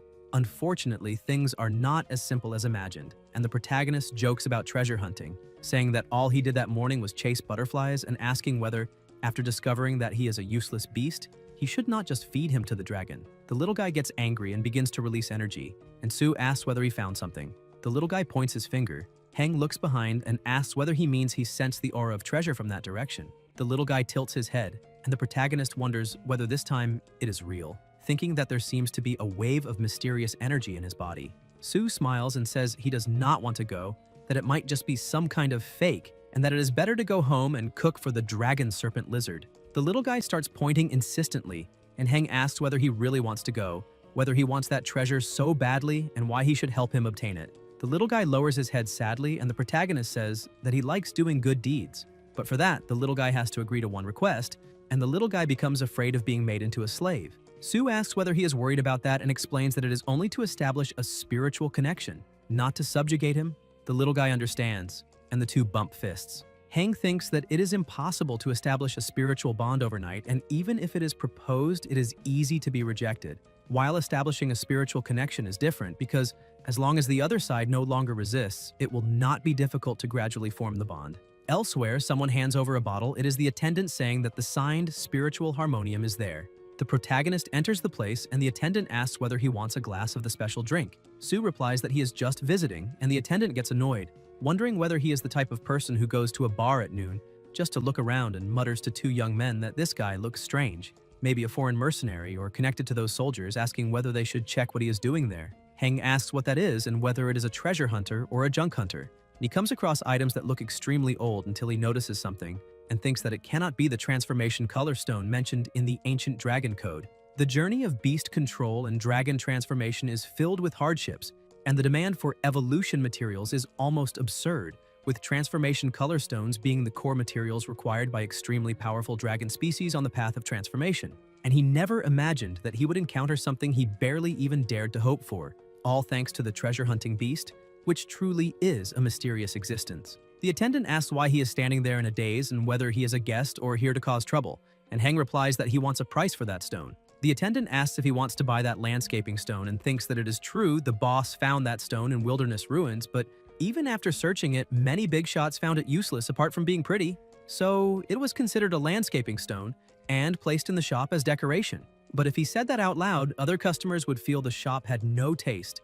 The attendant says that thing is so precious and invites him to have a drink before leaving, saying that he cannot afford it, and the protagonist tells him to name a price. The attendant replies 10,000, and Sue takes out the money and places it on the table. The attendant feels embarrassed, and Heng thinks it is a fair price, saying he can pay without any discount, but that it is their responsibility to remit the amount to the building administration. The attendant notices his master ring and immediately apologizes for the insult, saying that he did not realize a master ring holder had entered the shop, that the stone must be delivered and the price is negotiable, apologizing again and revealing that the real price is only 1 gram of gold. The protagonist says that trainers risk their lives to protect the gathering point, not so that people inside can take advantage of them, and hopes there will not be a next time, and the three repeatedly promise it will never happen again. In the process of subjugating a pet, there are 2 situations in which it can be done quickly. One is when an overwhelmingly powerful controller subjugates a low-level pet, and the other is when the pet itself agrees and even wants to be subjugated by the tamer. And the treasure hunting beast at this moment belongs to the latter. In order to subjugate it within these 3 days in Rivet Town, Sue racked his brains, going on treasure hunts through a city full of rivets and delicious food. And he even acted like a mother, telling bedtime stories to the treasure hunter. Of course, cakes were also indispensable. For example, promising to take it to treasure hunting ruins in secret lands in the future, where treasures would pile up like mountains. And now the treasure hunting beast regarded him as an angel, wishing Heng would take it away as soon as possible. But the protagonist was more like a dog, and in order to accelerate the little one's sense of dependence on him, Sue euphemistically called it training the treasure hunting beast's speed, reserving time every day in the training field behind the management committee building to let the dragon serpent exercise the treasure hunter. The dragon runs toward the little guy with red eyes. Heng notices and orders it to stop. And when the treasure hunting beast has been tortured to the point that it no longer has any love for life, he appears like an angel to stop the dragon serpent's violence. The protagonist says that the dragon quickly released the treasure hunting beast and asks why it bullied it again and whether it could be a little gentler, and the dragon just stares back. Rescuing the treasure hunting beast from the dragon serpent's claws increases the little one's trust and gratitude toward him, and Sue tells the little guy not to cry and to close his eyes, saying that he will subjugate it now and that it will obey. And up to this point, his plan has been perfectly executed. On the outskirts of the grizzly bear forest, a vehicle comes to a stop. Zhang says that crossing that river means leaving the outer area of the grizzly bear forest and entering the inner area, that someone will come to receive them on the next leg of the route, and Heng says he is tired. Someone approaches and jumps down with a dangerous species, a red flame tiger, and a red-haired woman asks if he is Sue, saying that she is Hei Ju, the tamer stationed at the grizzly forest garrison, and that he can call her senior sister. The 2 guards greet her and Heng greets her as well. Ju jumps down and says that the castle lord has already notified them through the short-range communicator that he would come to the forest for a month of training, and she thought he should have arrived earlier but did not expect him to arrive only today. The protagonist apologizes for the delay due to some unforeseen circumstances, and Ju says it is fine, telling the 2 guards they can head back. The guard asks whether the luggage behind is safe. Hei touches her necklace and orders her pet to come out. A monkey is summoned, and Sue thinks that the silver-backed, iron-armed monkey, a highly dangerous species, is at least purebred. And Ju comments that if its strength has broken the racial shackles, it is even harder to judge just by appearance. The monkey senses something, and Jung says to take the luggage to the base. Hei mounts the tiger again, and Hank says there is no need, then summons his own pet. Ju is surprised and says that he truly deserves to be proud, the professor's junior disciple, whose first tamed beast is already an extremely dangerous species, and she wants to see how capable he is, because riding and fighting are completely different matters, saying that this one was also pretending to be weak at the start to deceive them. Not all bears can master this ability, which instantly increases strength and defense, and with this, the dragon is no match for such an enemy. So Jen says it is time to interrupt the challenge. The protagonist replies that in his mental world he has not yet received any request for help from his pet and chooses to trust it. The bear becomes even more enraged and charges with full force. The dragon releases its mana and flees, but the bear is too fast, and Jen says that at that speed the pet will not be able to escape and will end up seriously injured. The bear leaps, the dragon hesitates for an instant, flicks its tail, and activates the second phase, Stubborn Stone, causing a massive impact that strikes the opponent and knocks the bear down, sending it rolling away, while the dragon watches until the bear stops rolling and lies motionless on the ground. Lin remarks that it is a foolish bear and asks why he has never encountered such a stupid one before, and Sue replies that it was just luck. Jen adds that with Heng's current spiritual energy, he cannot remain airborne for long, while the protagonist is hanging from a tree. Lin whistles to summon his own bird. The eagle grabs the protagonist by the shoulder and places him on the ground, and Jen says that, as expected of the master's disciple, from what she saw in today's battle, he has clearly put in a great deal of effort training his pet. Lin summons the Lotus Hat, a plant-type healing pet that roots itself into the ground to absorb nutrients and recover injuries, and the Lotus Hat begins to heal the bear. Jen explains that this is also one of the forest challenge rules. After the battle, it is mandatory to heal the bear, otherwise they will be attacked by an entire group. Sue gives his thanks, the bear wakes up and upon seeing the two pets, immediately assumes an attacking posture, but Lin tells it that the battle is over and that if it wants to fight again, it will have to put another bear energy fruit into the wager. The bear leaves dejectedly and Heng watches, surprised and confused, while Jen tells them to follow the animal, saying he will understand better if he keeps watching. The bear walks until it reaches a fruit tree, picks a fruit and places it on the ground, drooling all over it. The dragon watches, picks up the fruit, and the bear bursts out laughing. Lin comments that Ju probably already explained that each area is guarded by a bear, and within each territory there is a small tree that produces the bear energy fruit, right at the center of the ring of trees, which is the bear family's treasure. The protagonist asks whether that is the bear energy fruit and says it is much smaller than he imagined, asking how it should be used. Jen replies that it is meant to be eaten, and that once harvested, the energy begins to evaporate and disperse within minutes. So if there is no special preservation method, the best option is to eat it as quickly as possible. Sue tells his pet to open its mouth. The dragon remembers the bear spitting on the fruit and makes a disgusted expression. Heng asks what that look is and states that it is an incredible fruit, then asks his senior brother if he has water. Jen asks whether he plans to slice the fruit later, and Lin, laughing, washes the fruit with water. The protagonist orders the pet to eat it, the dragon swallows the fruit, and Jen warns him to prepare, because as soon as the dragon fully absorbs the energy of the bear fruit, they will depart immediately.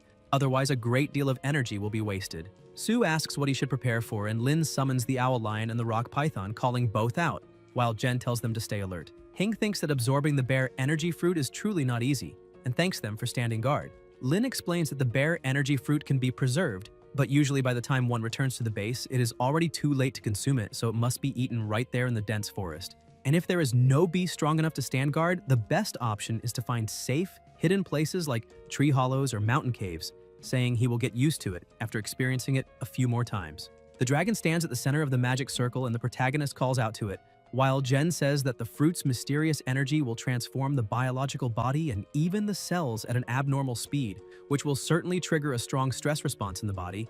After all, the bear energy fruit is famous for its aggressive effects among energy fruits. The dragon begins releasing extremely powerful energy. 3 days have already passed since it ate its first bear energy fruit, and in these 13 days its size has rapidly grown to approach the limit of the growth stage. Its strength, endurance, and physique are no longer weaker than the peak of that stage and may even surpass it. And since arriving there, it has eaten about 8 to 9 bear energy fruits. The dragon seems to have a talent for provoking itself, and its challenge to success rate leaves Lin both shocked and embarrassed. In 3 days, it fought around 20 bears with a win rate close to 50%. And aside from the first foolish bear that the dragon defeated by luck, the real reason for such a high success rate is the hero, the treasure hunting beast. Almost every bear the dragon challenged was one that treasure hunters had previously discovered, which is why Jen only managed to obtain a single bear energy fruit in more than 10 days, while the dragon obtained 8. This is the secret Lin has still not been able to figure out. The dragon roars, and the protagonist asks whether it means it is sensing again the bear that used that talent ability on the first day.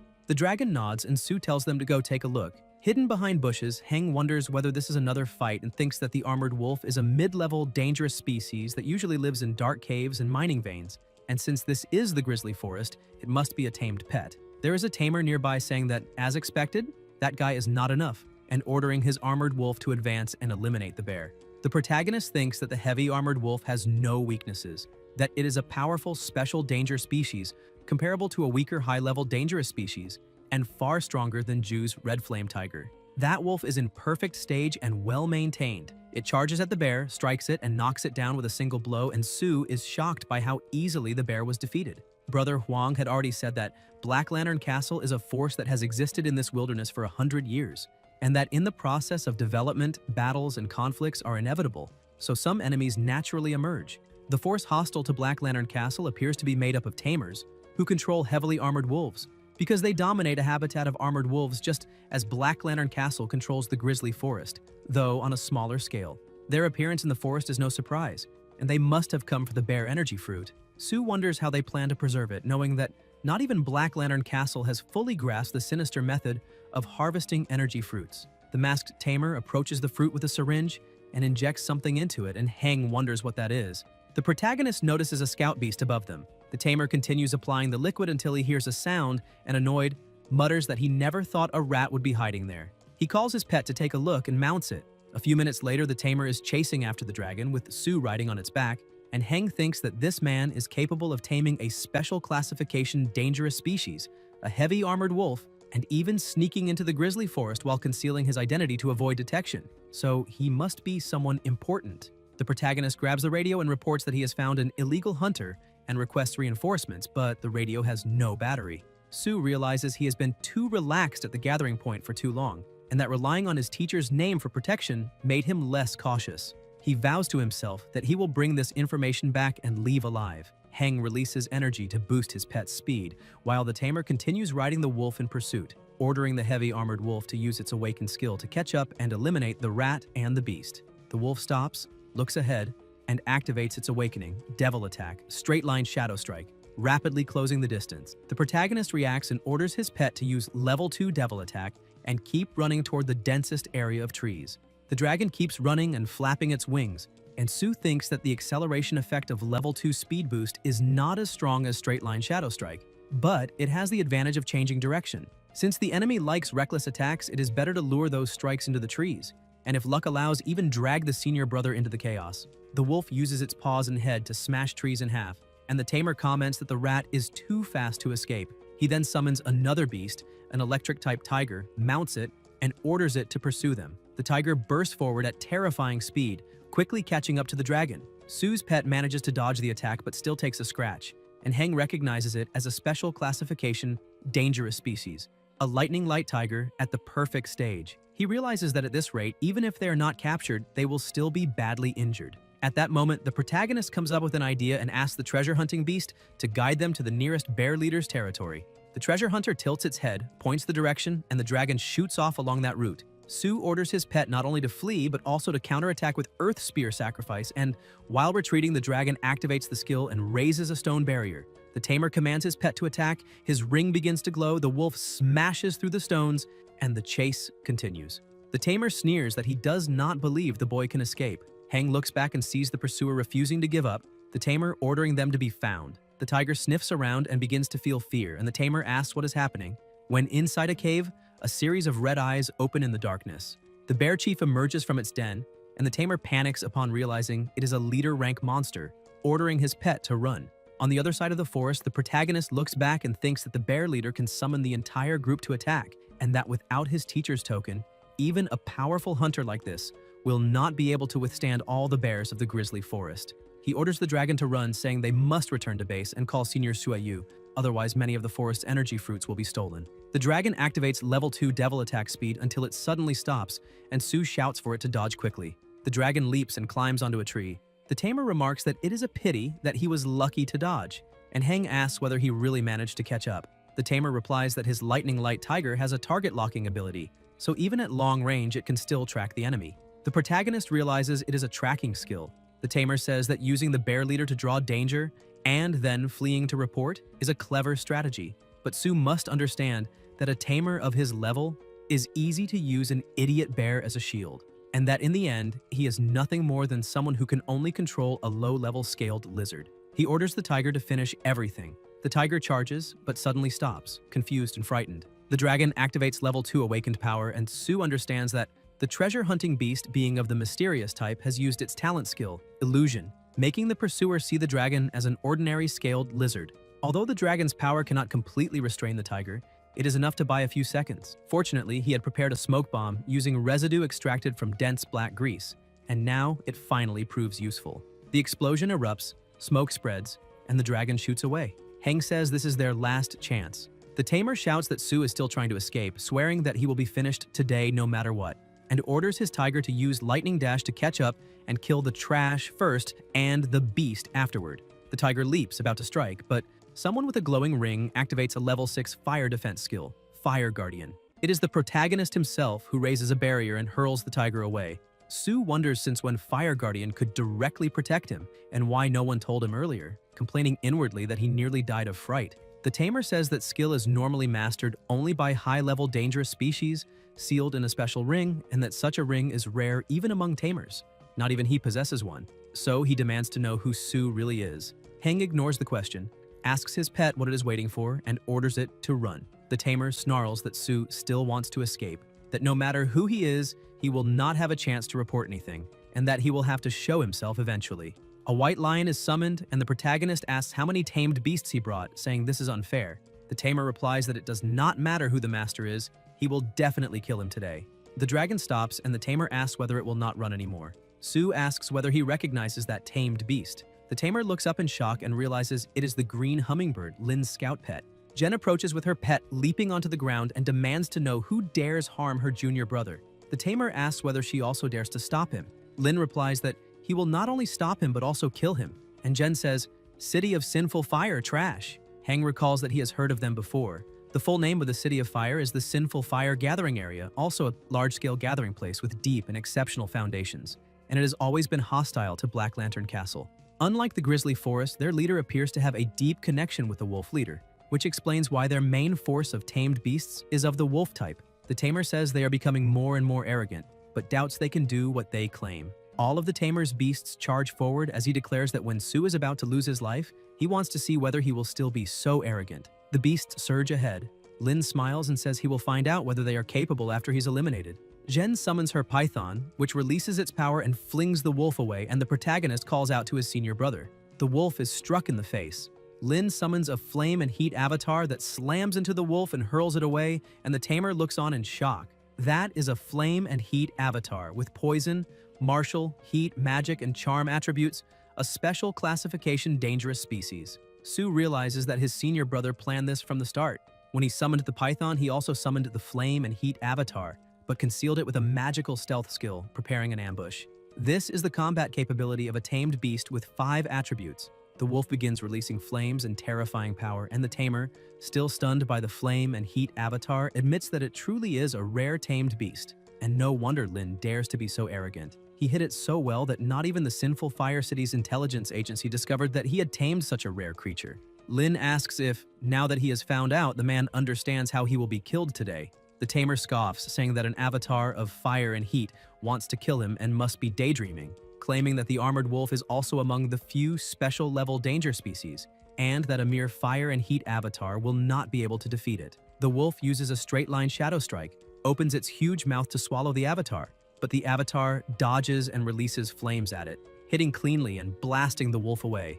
The protagonist is shocked, wondering if his senior brother is really that strong, and the tamer says that power is terrifying. He asks if Lin thinks he can seriously injure his heavy armored wolf, ordering the wolf to reapply its armor. Jen orders the avatar to make him feel even more pain and use Heat Fist, crystal form. The avatar's strength surges and the two charge together, their blows colliding in a massive explosion. Flames spread around the avatar with tremendous energy. The tamer admits it is incredible, saying that As expected of a rare tamed beast like a fire and heat avatar, it can master both classification type and awakened type skills, and no wonder it managed to heavily injure his heavy armored wolf. The tamer then summons another beast, a red-scaled beast, and Lin asks if he thinks that trash can help him defeat him. The tamer replies that he does not need to defeat him, only stall him, because people will naturally arrive to kill Lin. He asks over the radio which of them is interested in killing Lin, and Jen answers that if that is what he is thinking, Chief Shu has already been notified, and now it depends on who arrives first. The tamer asks if there might be another way, and Lin asks if he still dares try something. The tamer says he should be able to hold them for 4 seconds. The red beast charges, and Lin orders the avatar to use the superheated explosive strike. A violent impact erupts, immense power surging outward, and the tamer says that even a rat about to be finished dares come closer. The smoke begins to shift and the dragon appears within it. The tamer thinks that all their beasts are tied up and Sue can seize the moment now. But the protagonist uses the evil bomb and the piercing soil pearl. The dragon releases a fierce, heavy blow, closing in on the enemy and detonating an explosion. The smoke clears and the tamer summons a chimpanzee, starting to laugh, when at that moment a bald man approaches with his own beast. The tamer says Sue is unlucky because his people arrive first. He orders the scorpion to deal with Lin and retreat, warning them not to get blocked by Shu's bastard. The bald man advances with a manticore, an extremely dangerous species in the mature stage. The pressure in the air rises sharply and the dragon's tail is struck, sliced into strips, while the chimpanzee opens its massive mouth and lunges at them. The dragon takes an attack stance and Lin warns Sue to be careful. The chimpanzee slams the avatar from behind, eyes brimming with killing intent, lifts its giant foot and is about to crush it when it is struck by flames first. Ju arrives with Z and Yu, and he, furious, calls the enemies sun thieves, saying they are bullying them and asking if there is no one left in Black Lantern. The bald man asks if Yu should not be in Rivet Town and how he could arrive so fast, and Z replies that if Lao had not been there, they would not have gotten anything done with those tricks, and that everyone will have to stay there today.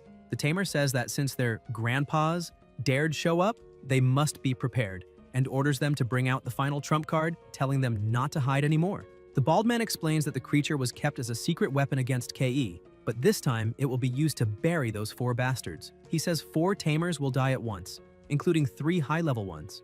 And even Joe, the Lord of Black Lantern Castle, might not be able to bear such pain. The chimpanzee opens its mouth, releasing a deafening sound, and Ju says it is a super dangerous species and that this is a huge problem. The chimpanzee charges, but is struck hard in the stomach and hurled away with a thunderous impact. Everyone is stunned, and Hay says that is Chief Shu's main force, and that beast is a terrifying dragon. Z comments that it truly is the most powerful, super dangerous species in a completed stage among them all, and the golden-backed, steel-armed ape was finished in 2 blows. The terrifying dragon opens its enormous mouth and lets out a booming roar. Everyone stays on high alert, and the protagonist asks if this is the power of a super dangerous species, while the bald man tells his partner that Shu K is here and they need to run. A beam fires in front of them, trying to hit them. The tamer falls off the tiger and is struck by overwhelming force, while the bald man keeps running. Shu K approaches with his beast and says he did not expect those men to infiltrate the bear forest while he was away, thanking everyone for their hard work, until he notices something. The python has been killed, and Lin is beside it, watching with grief. KE asks who did that, and Sue answers that it was the out-of-control Earth Dragon of that sneaky bastard from Sin City. Shu orders everyone to be taken back to base to rest. Ju says she understands, and KE leaves with the dragon, telling them to leave the rest to him. Later, elsewhere in the forest, 4 people talk, saying that the plan that seemed foolproof was ruined by a little bastard, and that Lei, Tu, and Ma did not escape and were probably all finished by Zhu. The masked one curses, saying those intelligence agents should be hanged because they did not even find out that Shui and that kid were in the grizzly forest, so they only tried to avoid Lin and Ju. The partner beside him says it is too late to talk nonsense. The operation has been discovered by KE and the mission is declared a failure, and the best thing is to send the news back to the gathering point so they can prepare in advance, because hiding is not the kind of gathering point that takes a loss and does not retaliate. 2 of them agree and ask about the other, and the bald man tells them not to worry about him, that he can decide for himself. They fall silent for a moment until they hear a commotion. They ask what happened, and KE bursts out of the bushes with his beast. They stare in shock when they realize it is KE, then turn and run. Back at the grizzly forest base, many beasts lie finished, and Shu says that most of the intruders were eliminated, and that 2 fish slipped through the net, but it is not worth chasing them. Ju comments that if they are transferred off the mountain, it will be dangerous. KE says he took a quick look at each area, and the losses this time are not that great. There are hundreds of Xiangli fruit trees in the grizzly bear forest, but only one out of every few dozen was harvested, less than a tenth. On the other hand, the bears killed and wounded nearly 100 invading creatures, which is a major loss for the entire grizzly group. The owner of the grizzly bear forest, the bear leader, will certainly be furious when he finds out, but they will not be held responsible for the later consequences, because Black Lantern Castle will launch revenge against the City of Sinful Fire to give the grizzly forest's owner an explanation. As for the individual losses, Ke acknowledges that Lin's losses were not small. He promises to report the truth to the castle and try to compensate him with a super dangerous cub of excellent qualifications. Regarding Ju and She, the timely support from both will be considered a meritorious service and properly reported to the higher authorities.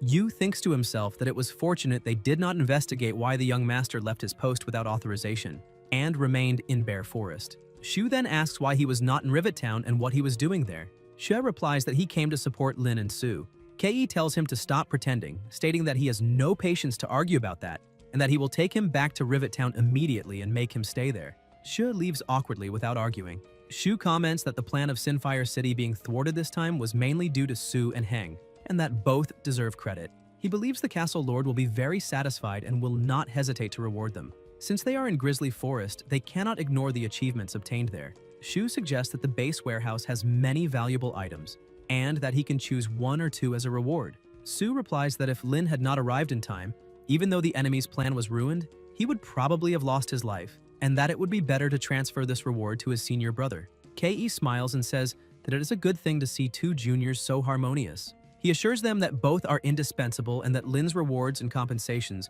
will be decided directly by the castle lord, so there is no need to refuse them. He then tells them to prepare, as he will take them to the warehouse. Su asks to wait until the next day, claiming that it is not very convenient at that moment. At night, elsewhere, Heng comments that after reflecting for a long time, he has finally reached a conclusion. If one is to choose a treasure, it would be a waste not to consult the ancient records. He says that the final destination of beast tamers is always the same: to turn their beasts into dragons, reaching the top of the food chain. However, the journey to become a dragon is extremely dangerous and requires countless precious materials to obtain a tiny chance of success. In this context, the cost-benefit ratio of the treasure-hunting beast becomes even more evident, because a treasure-hunting dragon beast would have a much higher probability of obtaining evolutionary materials. Just as there are various ways for a scaled lizard to transform into a dragon, there is also more than one path for the treasure-hunting beast to evolve. However, while lizards have dozens of evolutionary routes, treasure-hunting beasts have only 9. 8 of them depend on the bloodlines of other dragons. To preserve the ability to obtain treasures, there is only one option: evolve into a treasure-hunting dragon beast, still under the dominion of the mysterious system. Su opens the ancient book and decides to wait until dawn to go to the warehouse in search of treasures. The next day, at the Grizzly Forest base, he asks if he can already go to the warehouse. Ju replies that the chief asked him to inform them that a border observation station happened to discover traces of a Sinfire City supply convoy the previous night. Without wasting time, the chief departed immediately to destroy it. Ju comments in an ironic tone that if only it had been finished yesterday, and that now the reward will have to wait for his return. At that moment, Heng has a sudden idea and tells his pet that he has just thought of something important. The dragon is confused, but the two leave quickly. Hei observes the scene and complains, asking why he spends the whole day grumbling. In the forest, Su walks with his pet by his side, reflecting that Hei washed Chi, which made him remember that the bears of Grizzly Forest probably never received proper care. After the recent invasion, many of them were also injured. He recalls that the ancient dragon code contains an appropriate recipe for bears and that, using the treasure-hunting beast, he can find docile individuals. Su concludes that no one said the only way to obtain Xiongli is by fighting. He calls his pet to make use of the remaining time in Brown Bear Forest and move on. The dragon, still confused, simply follows him. Under his leadership, relying on the treasure-hunting beast, the dragon lizard, and the special formula of the ancient dragon code, one person and 2 beasts go through another abundant harvest. They heal a brown bear again and even give it a bath, obtaining a good reward: 3 complete Xiongli fruits and some rare bird eggs, all handed over to the dragon serpent lizard. At night, something unexpected happens. The bear assumes an attack stance and activates a level 4 illumination skill. Heng watches carefully and says that, since the food was delicious, the bear wants to repay them with a battle. The dragon also takes a combat stance. The bear charges, but the dragon attacks first. Su comments that it is a pity since his pet's broken tail has not yet recovered. The bear hits it head-on, knocking it down and pinning it.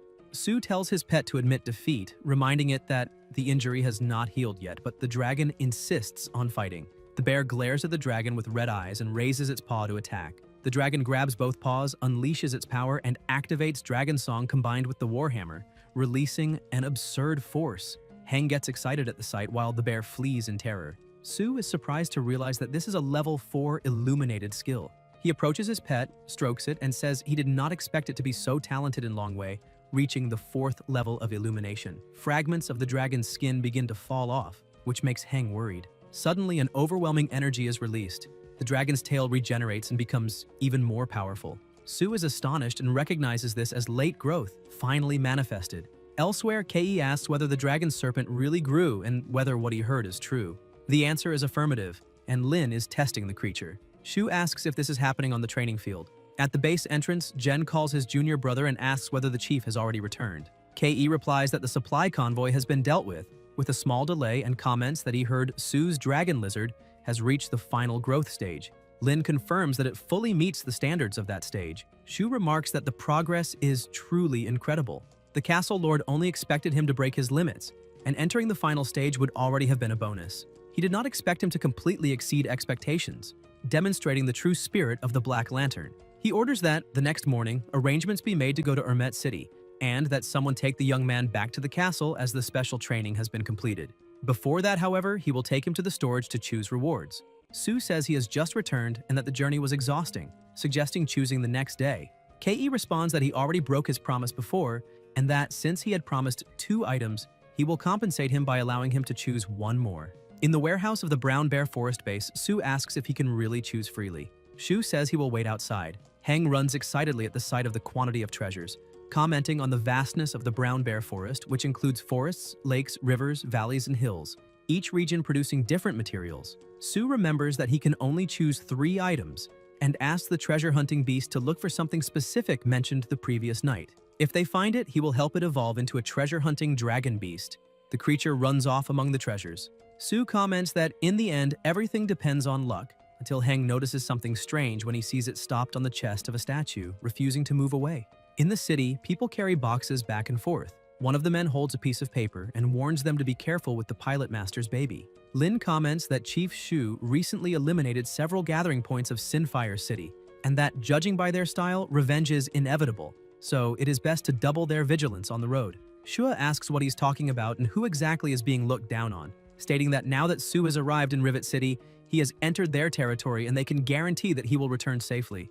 Jen replies that then everything is settled, as Chief Kei still has matters to handle and welcomes the junior brother to return to the forest whenever he wishes. Heng says he will certainly return and thanks them for the care during this period. Yu comments, somewhat irritated, that they have already been sentimental enough and that they will check the firepower unit again as they are about to depart. The target is the Black Lantern's meeting point, and everyone responds that they understand. In Rivet City, a hooded woman states that the information has been confirmed. According to a local informant, that day, a group of guards would escort an important person to the Black Lantern stronghold. From the descriptions, it is the little problem protected by the Ring of the Fire Guardian, someone capable of interfering with the operation. The bald man says he also received news that Lin has already left Armet City, and that now all that remains is to wait for the escort combat of the Little Mouse. They decide to ambush the group in that valley. Hidden among bushes, they observe vehicles passing by.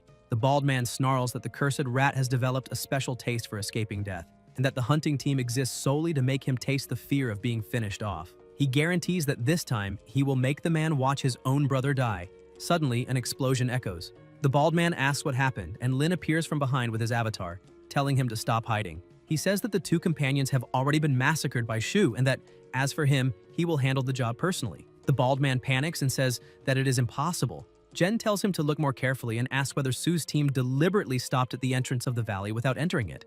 The bald man grits his teeth, calling it despicable, saying that they use the information as bait just to lure him out. On the other side, the masked man lying on the ground spits blood and sneers, saying that when it comes to despicable methods, no one surpasses Sinfire City itself. Kei replies coldly that he is there only to protect the Black Lantern Knights, otherwise there would be no reason for them to cross blades. The avatar releases its power and Ju steps forward, increasing the pressure on the battlefield. Meanwhile, the vehicles continue moving. Su observes from a distance and calculates that, judging by the level of destruction, it must be a high-tier dangerous species.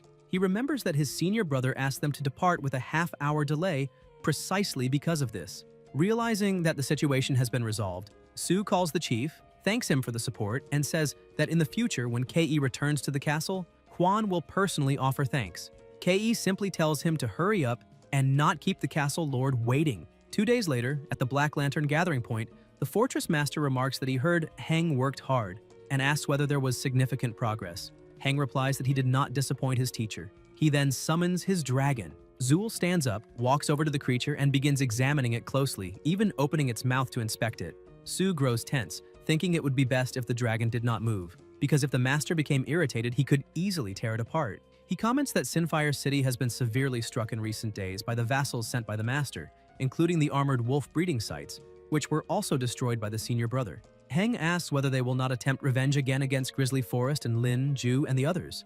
The fortress master tells him not to worry. The Lord of the Forest has secretly returned, and unless the ruler of Sinfire comes personally, no one would dare cause trouble. Moreover, Heng not only completed the special training, but also contributed greatly to the illegal hunting case in Sinhuo. Su asks whether the master still has the high-level dragon scales he gave him before, and whether he could eat another slice. Zul laughs and asks whether just one piece is enough, saying that he performed excellently and asking whether he does not want to formally enroll as a disciple, or if he desires anything else. Su asks to request a reward on behalf of his senior brother, stating that, in Grizzly Forest, if Lin had not sacrificed the main combat force to restrain the beast and save him, he might not have returned alive. He comments that Lin is indeed a good seedling with spiritual cultivation at its peak, and that after the new year, someone will send a Qingyan Liaohu cub as compensation, so that the rescue will not have been in vain. Heng thinks that Lin truly received a blessing in disguise. Zul adds that he also arranged a villa for Su, suggesting that he use his free time to visit his sister and organize the move, since the grand competition of the Six Lands is about to begin. Su thanks him and says that he lived up to expectations. As he leaves, he calls him and says that as a teacher, he must teach him something. Excessive humility is not a virtue in the world of masters. Strength must be respected, and when it is necessary to fight, one must fight. On the way home, Zul's words echo in Su's mind. After everything he experienced in Sinfire City, he understands that he can choose to be a moral person, but only if he has enough strength to force others to listen to his morality. When he arrives home, he hears a female voice commenting on an old scandal of his. Confused, he wonders which old woman is spreading that. When he opens the door and announces that he is back, Qing runs to hug him, saying that she heard from the guards that he was attacked on the way. Su replies that everything is fine and that it is already over. Only then does he notice 2 young women in the living room. Qing explains that they are colleagues from the administrative department and the materials department, Mengwan and Jin Mei Li. Su tries to say something, but Qing interrupts him, launching into a speech about marriage, children, and stability, saying that she chose girls with good hips and that they even helped prepare the table. Su says that he is tired and wants to sleep a bit before eating. Dinner proceeds in an awkward atmosphere until he takes out the treasure hunting beast, immediately drawing the attention of the 3 women. Later, as they leave, Qing says that he should accompany them home. Jin replies that it is not necessary since they live nearby and only need to cross the street. Manga agrees, saying that she expected something more lively, but found someone very reserved. At that moment, Su feels something strange and tells everyone to be careful. A giant rat appears ahead. Mei Li panics and asks how a rat that big could appear there. Su explains that it is a giant rat, a low-level dangerous species in the adult stage, possibly mutated after eating the remains of beast tamers animals. He warns that giant rats live in packs and tells them to move back. Red eyes begin to appear, but Su summons the dragon. The rats panic and flee. The dragon charges and eliminates them with ease. Guards rush over, praising the feat. Su instructs them to request a blood-tailed cat from their security department, because if such rats invade the area, something serious could happen. He orders the bodies to be sent to the internal office and informs them that villa number 73 is now his.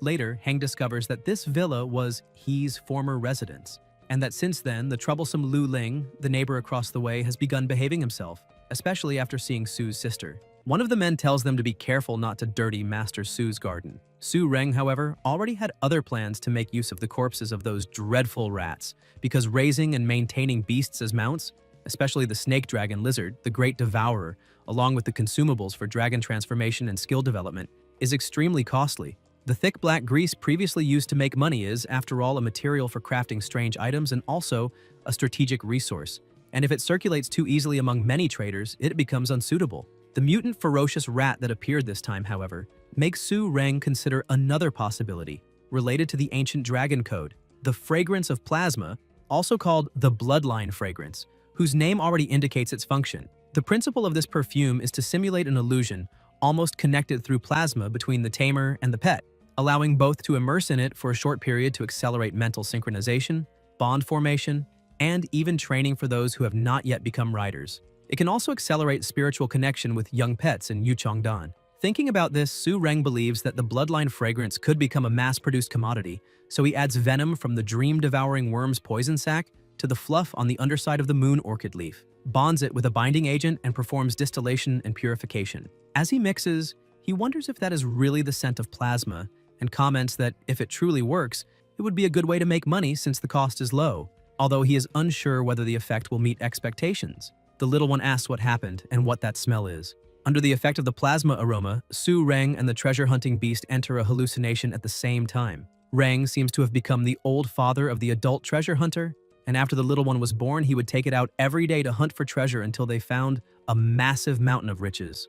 The treasure-hunting beast enters a dazed, egg-eyed state, its body paralyzed with excitement in front of the Lord's treasure. The Lord says that if he does not come to see him again, he will personally go to him. Su Reng apologizes, saying he has been busy moving and forgot. The Lord replies that he knows and that he should follow him. The Lord walks, and a snake coils around his arm. Su Reng thinks it is a parasitic guard beast, the most dangerous crocodile squid slave, with mysterious dual attack and defense lines, impenetrable innate abilities, and capable of strengthening the entire treasury. To open the door, one needs the castle owner's verbal promise.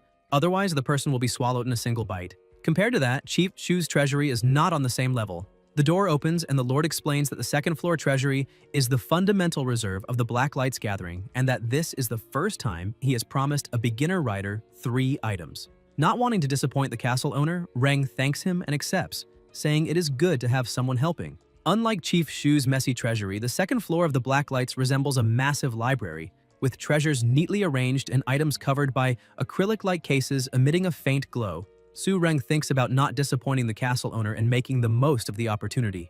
Above, there is a dangerous investigative species, the Evil Eye Monitor, whose racial ability of light and shadow regression allows it to see reflected images with clarity superior to an X-ray. And he knows there are many other security measures there. He tells the treasure-hunting beast that this time, it can hunt through Yu Yinwu and lead him to the dragon scale and the 2 materials for transformation in the fire guard space. With the help of the treasure-hunting beast, Su Reng finds high-level dragon scales and 100 grams of spiritual essence, but the floating secret stone does not appear. The beast becomes excited, and Reng states that it is definitely not a floating secret stone. The Lord explains that it is a high-level dragon scale mixed with essence, and asks how he managed to knock down the ceiling. Su Reng replies that he simply does not have such a piece at home. The Lord warns him not to be careless, as the bricks are mixed with floating secret stones, a treasure exclusive to the 3rd floor, and says his eyes are poisonous.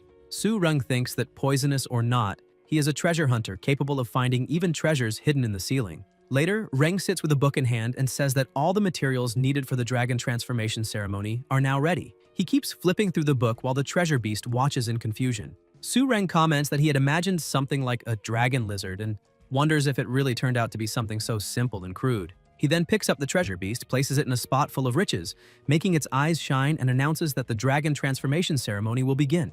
Zhou He, the lord of the Black Lantern Castle, previously had 8 disciples, and Su Reng is the most recent. The 8 older brothers and sisters hold central positions in the castle and are powerful trainers.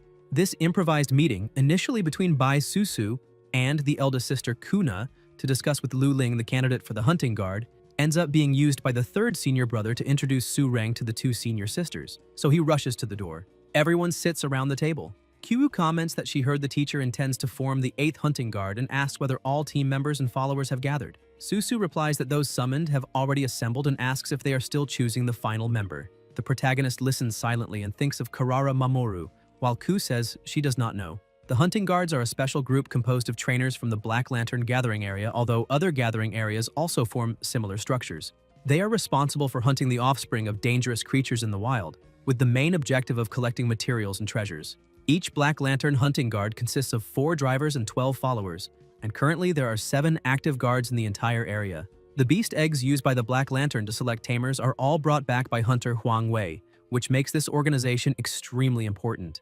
Susu then says she can recommend a promising newcomer, a girl named Reina, a trainer for only 2 years, owner of a complete iron demon tree, and a complete sleeping butterfly, both with strong instant combat power among mid-level dangerous species, as well as a young high-level dangerous plasma lion. The protagonist comments that she has good strength and potential, quickly thinking about Reina, the demon tree, and the sleeping butterfly, remembering that she was not his partner in the Six Lands duel and noting that the plasma lion shows how everyone is striving. Kyugyu, however, says that unfortunately she still cannot keep up with her current team and that it would be problematic to divert attention to protect newcomers at this moment. Someone stands up, it is Lu, who asks what she thinks of the senior brother and says he will introduce a super rookie with great potential capable of meeting the guard's needs.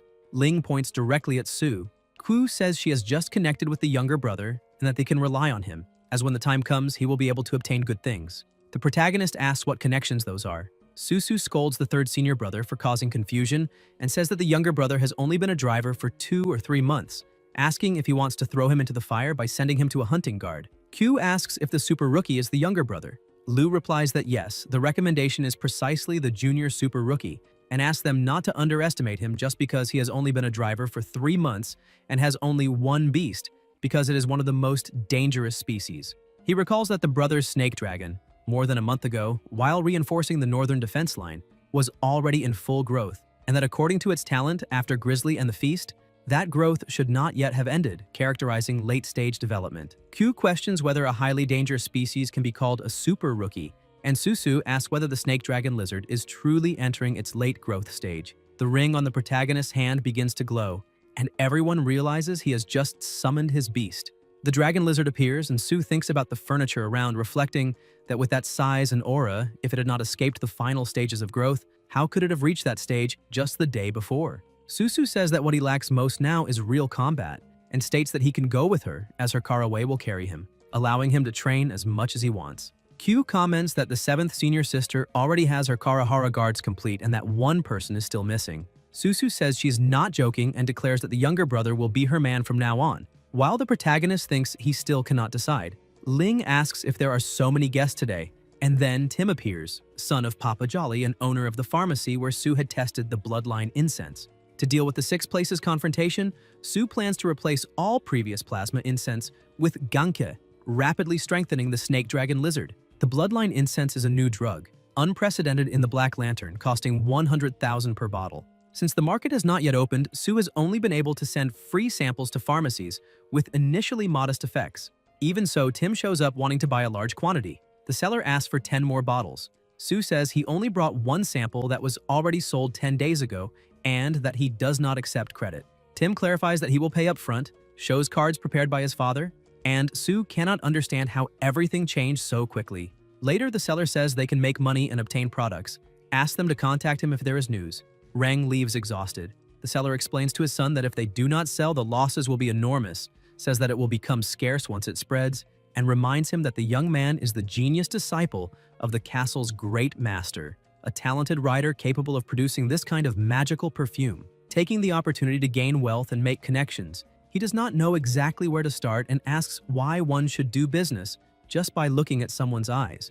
Tim says he will return soon, that they can talk when there is time, and asks him to stop hitting him. In another place, with 6 people gathered, Lu says that this duel of the 6 places is directly related to the honor of the Blacklights gathering and other areas, and that for him personally it is also a great opportunity, because if he achieves a good ranking, he will have a much broader path as a trainer. He reminds them that they are all a team, that they must remain united and cooperate with each other, and asks if everyone understands, receiving affirmative responses. Yu says that is great, asks everyone to get into the vehicles and prepare to depart, explaining that Wang Shun himself and Luo Chong will take the 3rd armored car, while Reina and Lin Yushin will be in the 2nd, and Su will go with her in the 1st armored vehicle. Everyone heads to their respective cars. Wang asks why they did not sit with Lord Lu for special training, saying it always seems to be Su who gets such opportunities. Luo replies that the boy has only been a trainer for a few days and may be trained separately out of caution, telling Wang not to be irritated because there will be many chances to deal with it along the way. Compared to the Grizzly Forest, the dual location is farther from the Blacklights gathering area, but since the road is unobstructed, the actual travel time is shorter, taking about 2 days. This time, in addition to the Black Lantern Fortress, the meeting place includes Red Scorpion City, Iron Anvil City, Eagle Fort, Luanxia City, and Luyun City. Although the Black Lantern Castle is powerful, the other 5 lands also have their own advantages, and it is still impossible to predict who will emerge victorious. Near the mountains, with tents set up and a bonfire lit in the center, Lu explains that the third group will be responsible for the first half of the night watch and then check the nearby fortifications, while the first and second groups handle food. The protagonist thinks that the general's special training will still take some time, so they can warm up on their own first until he notices something strange and spots the treasure hunter. Finding it impressive, the treasure hunting beast is summoned. Reng holds it and says it is a dragon scale, the plasma dragon bloodline granted by a high-level dragon scale. The protagonist observes his beast and asks whether after devouring the floating stone, it also gained the ability to fly, commenting that he was very lucky. Lu claps and says they should first feed the pets and keep the beast under control after the competition. Yu asks about Su, and Luo replies that he does not know where he obtained a mixed plasma scale beast, saying he seems to be exchanging emotions with it, as different people match with different beasts. The treasure beast immediately looks at him angrily. Scaled beasts are the general designation for dangerous creatures with scales and armor, such as red-scaled, common-scaled, and fire-scaled types, while a mixed plasma scale beast is the offspring of a scaled beast with another dangerous creature. The protagonist thinks that a dog cannot spit ivory and notices that more than one person there is dissatisfied. Wang asks if that is not a mixture of humans and animals, comments that the 6 places confrontation is about to begin and they still do not even know how to feed the beast properly, questioning what kind of strength he can have among so many tamers, and suggests feeding the beast quickly to calm them down.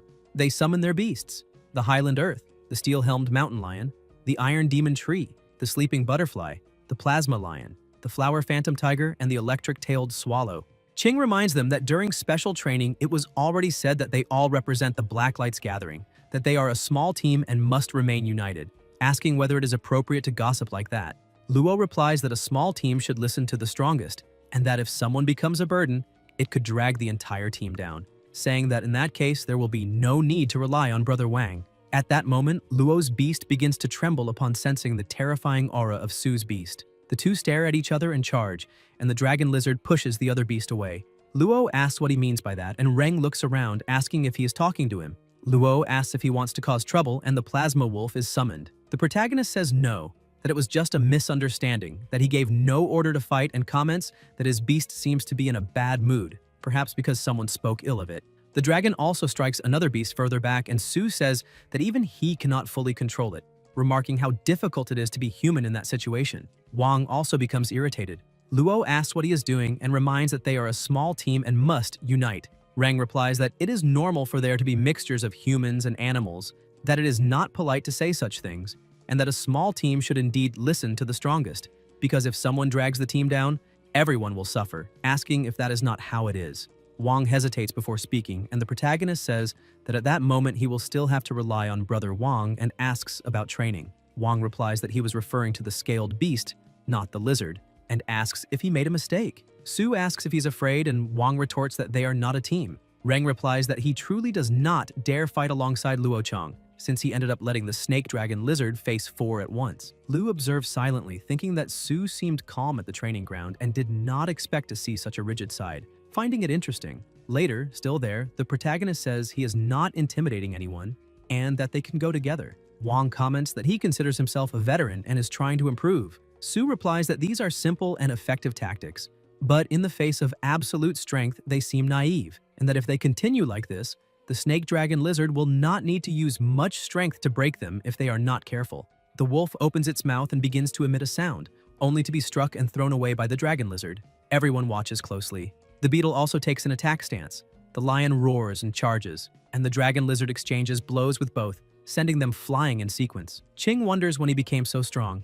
Later, everyone sits around the campfire. Luo asks if he wants to eat and says the meat is very good. The protagonist asks if it is salty and comments that the blue bait last time was excessively salty. Luo replies that it is not, admits that last time he did not think properly and should have tasted it first, and says that if he still finds it salty, he can wash it with pure water to fix it. Reina comments that this is a talent and asks why she did not realize it earlier. Qing asks what his partner thinks, and Wang replies that he does not know. Su thinks that placing absolute strength first is a common concept among people who live in the wild, and that individuals like Chong are rare. In any case, he is a teammate, so he decides to pretend he did not see anything. The next day, the duel location is Hongfeng Valley, named after the red maples that grow there. The main competition building is made of Lei Ying stone, resistant and self-regenerating, built through the joint effort of the 6 gathering places. Despite the high cost, it requires no maintenance, and outside the duel period, almost no one stays there. The referees come from the Black Lantern Fortress, Red Scorpion City, Iron Anvil City, Eagle Fort, Luensha City, and Liuyun City, all at professional level or higher, serving the competition and representing the authority of their respective locations. The vehicles stop, everyone gets out, and the protagonist notices people ahead. Lu comments that Red Scorpion City has a good relationship with them. A woman approaches saying she did not expect her to lead the team this year. Yu greets Ji Fei saying it has been a while and she did not expect her to arrive first. Ji replies that she had to come early, otherwise the Black Lantern mead would be stolen, and says that if someone were to disappear, it could not be among them. Suddenly, a light appears and Fei looks to the side, irritated. A car approaches. Ji walks up and kicks it. Someone gets out asking who offended her and why she kicked the vehicle. Fei asks who told him to honk and says it was bothering her. The partner beside him takes the blame and says he will drink as punishment. Ji comments that drinking is not a problem, as hiding will not give even a sip of mead. The young man tries to speak until his partner notices someone nearby, and the protagonist also notices, wondering if that is the seed player from Iron Anvil City. No one sleeps well at night as convoys arrive one after another, but everyone manages to gather. The next day, after the explanation of the traditional rules and the referee's oath, the duel of the 6 places officially begins. The point system is relatively fair. 30 people fight 5 times by draw. A victory adds 1 point, and a defeat subtracts 1 point. At the end, the 8 with the highest scores advance to the quarterfinals. In the arena at the registration counter, Ji reminds that each person can only register 2 beasts. Sue thinks the snake dragon lizard is easy to register but decides not to expose the treasure-hunting dragon beast to avoid greed. Reng begins filling out the form, and a young man comments that surprisingly, in a place as large as the Black Lantern Gathering, there is so much trash, mocking the fact that he brought a mixed plasma-scale beast, saying he has already earned points with that. On the Hongfeng Valley field, the announcer declares that in the first round of individual qualifiers, each player can switch beasts at most once, and once a beast loses combat capability, it is defeated. On one side, Black Lantern Castle, Su. On the other, Liuyun City, Yunhe. The fight begins. The opponent, beside his mid-level Clouded Leopard, asks him to show his arsenal. The protagonist remarks who there would be the cannon fodder, saying that just a mid-level dangerous species might not even be enough for Luo Chong to defeat. The opponent tells him not to worry, states that even if he only has blood-scale beasts, he will not be intimidated, proposes a fair fight, and says that a tamer's training begins with the mind, and that even if one is weaker, one must dare to fight. People in the audience comment on what kind of big-tailed wolf is pretending to be a mid-level dangerous species. The dragon lizard is summoned, looks to the side, and lies down calmly. The opponent questions the scaled lizard and says that without fighting spirit, it cannot be high-level, ordering the leopard to attack. The leopard charges, and the dragon calmly knocks it away with a single strike, sending it flying. The opponent questions what suspicious method was used, and others also raise doubts about how the Black Lantern Fortress won. Yunhe requests to use the second beast control. A red-haired man shouts for a report alleging cheating, while a blonde comments that he does not even know that it is the most dangerous snake dragon lizard, asking whether the beast is not a mixed plasma-scaled one. The opponent summons another beast, which is also knocked down with a single strike. The audience protests, saying it is unfair and that the fortress sent a competitor with a super dangerous species. Luo replies that his brother's snake dragon lizard has not yet reached maturity, that even though it is only 1 day away, it does not exceed the competition limit, asking whether anyone there has the ability to subdue a super dangerous species, and concludes that it is envy, saying that he and his brother grew up among beast eggs since childhood. On the day he became a trainer, the Sorcerer Knights gang lined up to beg, and he tells them to take a good look at themselves. Wang looks at his partner and comments that that boy must have been misled by Sue, saying he definitely was not like that in his time, and asks how she can approach a man like that without even knowing him well. The first round of the 6 places duel is basically a collision of cannon fodder from all social strata, and a true master can control the enemy with a single move, like Sue, although naturally there are also those who pretend to be weak to surprise later. In addition to Sue's overwhelming victory for Black Lantern Castle and his group, it is worth mentioning that Wang unleashed his power this time, and his opponents, with comparable strength, engaged in a fierce battle, both sides fighting on stage for nearly 20 minutes before the end. Reina also scores a point, and the scores of Wang Shun, Luo Chong, Lin Yuxin, and Lei Na stand at 1 point each. By the 4th round, Su Huan faces Wang Yi from Iron Anvil City, one of the 8 favorites who controls 2 mature high-risk species. Wang Yi, like Su, holds 3 victories, and based on previous years, usually 1 win in 5 matches already guarantees a safe spot in the quarterfinals, making this confrontation crucial for both. The protagonist considers the temperament and natural control ability of steel-type beasts, and at a critical moment, the black steel-clawed tiger uses its tempering skill to increase defense and stop bleeding. Relying only on the steel system to trade blows with the dragon lizard does not seem worthy of him. He commands Basilisk Dragon, self-propelled Earth Force Cannon. The dragon enters an attack stance and releases its power. Su realizes that by taking advantage of the increased recovery of the Earth system, he strengthens the malignant thought bullet and fires it at high speed. Not lethal, but difficult to deal with, becoming the new offensive of the snake dragon lizard after reaching the advanced growth stage. The dragon lizard opens its mouth and fires, causing a massive explosion. The smoke clears, and the leopard is left stunned. On the dueling field of Red Maple Valley, people comment that the referee acted just in time, because that evil ray is truly powerful. The announcer declares that in the first match, Juan wins for Black Lantern Castle. Juan thinks that after this fight, the dragon lizard must have consumed a great deal of energy and that the second tamed beast, a mixed plasma scale beast, should not have that much combat power after all, since it would be impossible to cultivate several super dangerous species to the advanced stage in such a short time, and he wonders whether Su can also take care of other pets. Juan then summons the two-tailed Steelbeard, equally dangerous. The protagonist decides to use the evil Thought Bomb first to test the situation and slowly recover his strength. The dragon releases its power, causing a heavy impact. Juan smiles and says that the steel-type beast is his real main force, and that he will not lose again, activating the enraged Twin Maiden Saw. The beast emits a dark aura, and the crowd comments that it is a level 4 enlightenment skill, something no longer within the realm of novices, saying that Su's second beast control is only supplementary. Luo retorts that this is nonsense, and that his boss still has an even greater move prepared. Juan keeps issuing orders, and the two beasts exchange violent blows until the steel beast presses the dragon's head against the ground. The protagonist notices that the evil thought bullets strike the tough hide with heavy sounds, and that only the rays can break through the defense. Juan tells him to admit defeat, saying there is no need to waste strength, and that with this capability, Su could easily compete for the top 3 places, but continuing would only benefit the others. Su replies that for him it makes no difference if he gives up now, and Juan says that then he can only wait to lose. The pressure increases, the dragon lizard drags its claws across the ground, and Juan insists that attacks of that level cannot break the defense. Su asks how much longer is left. Another attack explodes until the dragon lizard releases an astonishing power, completely altering the terrain. The two beasts face each other. Juan realizes it is not good to continue with this level of consumption because the dragon lizard can absorb the power of the earth to recover, and he tries to change the pace, ordering a barrage of steel shots. The monster opens its mouth and releases its terrifying power. The dragon reacts,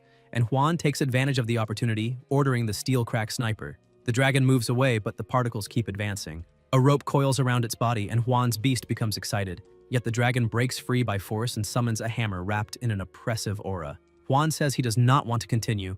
The ice shatters beneath the hammer, and the commentator announces that in the second match, Black Lantern Castle with Su wins. With Reng's victory, the list of the 5 consecutive winners is announced, and they advance directly to the quarterfinals: Black Lantern Fortress, Liaoning Fortress, Luoyun City, Red Scorpion City, and Luansha City, one representative from each location. They are all seeded players, but Wang Yi of Iron Anvil City ends up eliminated by the roar of Su's dragon.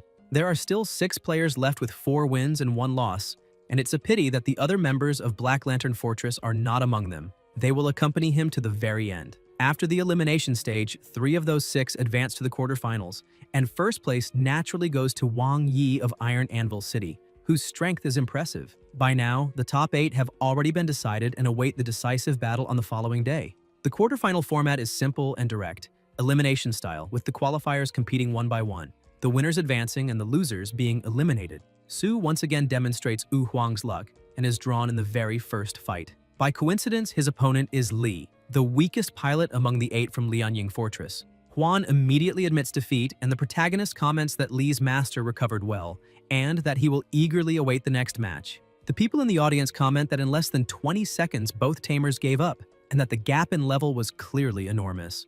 Luo mocks them, saying that even chickens from Eagle Fort dare to bully someone like that, commenting that his brother is dominant, and that such acts of crushing the opponent cannot be seen often, so they should observe carefully and learn, because this is the true strength of Black Lantern Castle. A bald man corrects him, saying it is Black Lantern Fortress, and keeps staring at Su. The presenter announces the second battle of the day between Lu Lan of Liuyun City and Chen Dingshuan of Luansha City. Liu Lan enters with his red pole wolf and an advanced dangerous hawk, while Chen has the sandline mantis, a mid-level dangerous species, in addition to a super dangerous fire beast. The fight between the two is intense. The beautiful blue feathers of the Liu Feng hawk are cut by the fierce Sha Xian, but Liu Lan manages to win thanks to the powerful level 3 civilized wind skill. In the second round, the Liu Feng Kang hawk is defeated quickly, before consuming too much of the fire beast's energy, and Liu Lan sends out the stronger red wolf to control the situation on the stage. Although the red wolf was not a direct match for Chen's fire beast, he did not want to be disrespected in that competition. Chen's elimination officially marks Luansha City's withdrawal from the race for a place in the Plasma Forest ruins. In the third battle of the day, Ji Meiyu of Red Scorpion City faces Lian Yingbao. Meiyu brings the advanced dangerous Black Needle Plasma Scorpion, while Lian relies on the Flame Monkey, also advanced and dangerous, as well as advanced explosive beasts. During the fight, the Plasma Scorpion uses its sturdy armor and, relying on its high defense and thick plasma, swings its tail and teaches the Fire Monkey a harsh lesson with scorpion venom, nearly grabbing the monkey's tail directly to throw it out of the arena. Just when everyone thinks the result is already decided, a mortally venomous needle reverses the situation. In the next round, Kwang Zureng sacrifices an explosive beast and attempts a long-range offensive, but ends up being confronted by the Great Scorpion King and is violently thrown against the iron plate. It becomes clear that this time, Kwang Zureng lost to bad luck, and Ji Meiyu successfully advances to the semifinals. The two remain in the arena. Huang thinks that he first encountered a pervert with a high-level dangerous species, then managed to come back through a rematch. But that fate is unfair because now he has run into Huo Hong, someone almost as monstrous as Huan. The representatives of Iron Anvil City have no intention of giving up easily, but in the face of this, they can only admit defeat. The bald man addresses Sue of Black Lantern Castle, saying that now both of them are victorious and asking if he dares accept the challenge. The protagonist wonders why he's looking at him since he had only intended to wait for the draw. Luo asks why he does not accept, reminding him that his own brother already accepted, and that he cannot simply eliminate him. Sue comments that all the people responsible for this are the people he offended, and Luo asks him to listen to the explanation. Reng lightly smacks him and tells him to explain what kind of idiot he is. The bald man provokes Sue again, saying that he just defeated a pilot who humiliated himself even in Eagle Fort, and asks what kind of villain he was to be so disorganized now. Sue asks him to listen, saying there is a misunderstanding. The bald man shoots back, asking whether the tamer who bullies people is not the same person, and what there is to explain. Luo shouts that that is exactly right, that there is nothing to explain. The bald man summons his gorilla wrapped in flames. Sue realizes that this is the evolved form of the fire monkey, a super dangerous species at the final stage of growth, and that if it lands another direct blow, the situation will become complicated. The dragon lizard is also summoned, and the two beasts stare at each other. The bald man thinks it is better not to fight head-on and decides to use the monkey's flexibility to wear the opponent down, since he still has his main beast, wanting to see how Sue intends to win. The gorilla releases even more flames and charges, but the dragon lizard dodges and moves away, glancing sideways. The bald man notices and thinks that this enlightenment skill is level 4, the Dragon Song Warhammer, and imagines that Sue is secretly accumulating power. He orders the explosive monkey to open the armor. The gorilla charges again, wrapped in fire. The dragon lizard rises up, releasing a terrifying aura, and the two rush at each other. The bald man says that he already knew he would use the Dragon Song Warhammer, and asks whether he thinks he is Wang's iron bastard. He shouts "Furious Monkey Head," and the monkey responds with red eyes. The dragon lizard senses something strange. The bald man says that with the armor, the head is now both the strongest defense and the strongest attack, and that he will show how to withstand the Dragon Roar Warhammer. Sue replies by asking what self-awareness is and who said that the power gathered in the throat is the Dragon Roar Warhammer, explaining that it is actually a technique perfected by the snake dragon lizard's throat sac talent, compressing evil lightning. The dragon charges and fires the rays.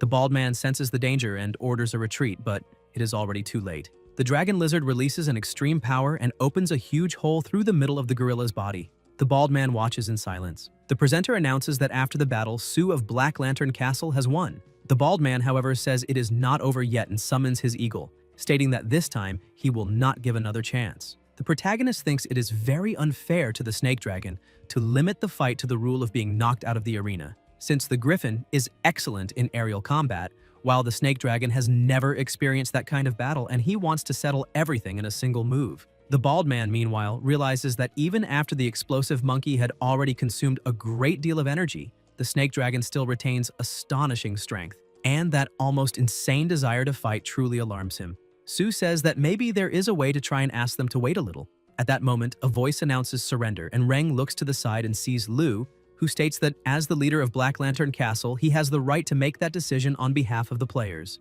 The sudden decision leaves Reng confused for an instant, but he quickly understands the reason. The Duel of the Six Places only served to define 3 entry slots into the secret site of the Plasma Forest Ruins, and the rewards for first, second, and third place are exactly the same, with no additional benefit. According to Lu, the wisest course is to preserve strength, and whether or not to use a false name is not the main point, but rather ensuring that once inside the ruins, they can obtain the maximum benefits, because that is the true meaning of victory. In the end, Su Rung places second in the final, securing the slot, while Huo Hong and Ji Mei Yu take first and third respectively, officially bringing the competition of the 6 places to a close. Afterward, inside the tent, the protagonist enters and sits down at Lu's request. She says that the castle lord has probably already told him the origin of the secret site of the Blood Forest ruins, but that what she's about to say next is extremely important if he wants to gain real benefits there, and that he must memorize everything carefully. Su replies that he understands, special training complete. Lu explains that she should have told him this before the competition, but since the castle lord did not have high expectations for this year's performance, it ended up being saved for now. Reng thinks that she really does like catching him off guard. Lu says that he is the second driver of Black Lantern Fortress to win a spot in the past 3 duels. In the previous edition, the castle stopped in the top 4, and in the last one, the 8th senior sister, Bai Susu, also earned a place. She asks if he knows what the most valuable item in the Plasma Forest ruins is, and the protagonist thinks that there would be no way for him to know if no one had ever told him. In the Plasma Forest ruins, there are many pets that are extremely rare in the outside world, nourished year-round by the energy of the secret site, with often astonishing potential.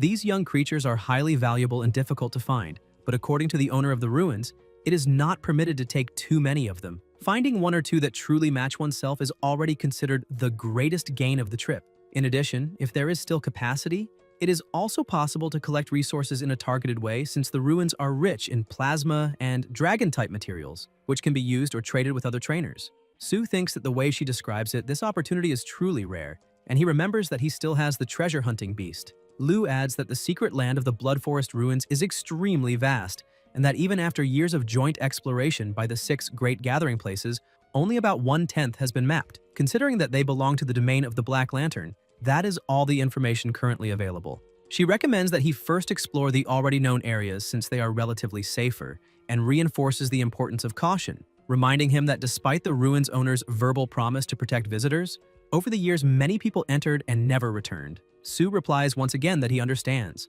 Special training complete. Yu tells him to take something with him before leaving. Su asks what it is, and Lu explains that although it is strange for the castle lord to have sealed a trace of the first principal power of pet control, since it can be used to open the ruins and is a trump card left by the lord himself, it is best to carry it with him. At the entrance to the Plasma Forest ruins, Yu tells them to begin. Everyone places a hand on a stone which starts to glow and forms a circle of energy around them. Reng asks whether that is the spiritual energy of an almost professional tamer, commenting that it is truly powerful. The energy keeps expanding, forming another circle, and a voice asks whether the time has already come to open the secret site again this year. The dragon sticks its head out of the energy, and the announcer answers that yes, the time has come for the annual opening of the Plasma Forest ruins. The voice orders them to connect and a passage opens. Lu explains that from that passage it is possible to cross the energy barrier and enter the secret site, where an entire mountain is available for exploration. When the time runs out, everyone will be sent back by the owner of the ruins.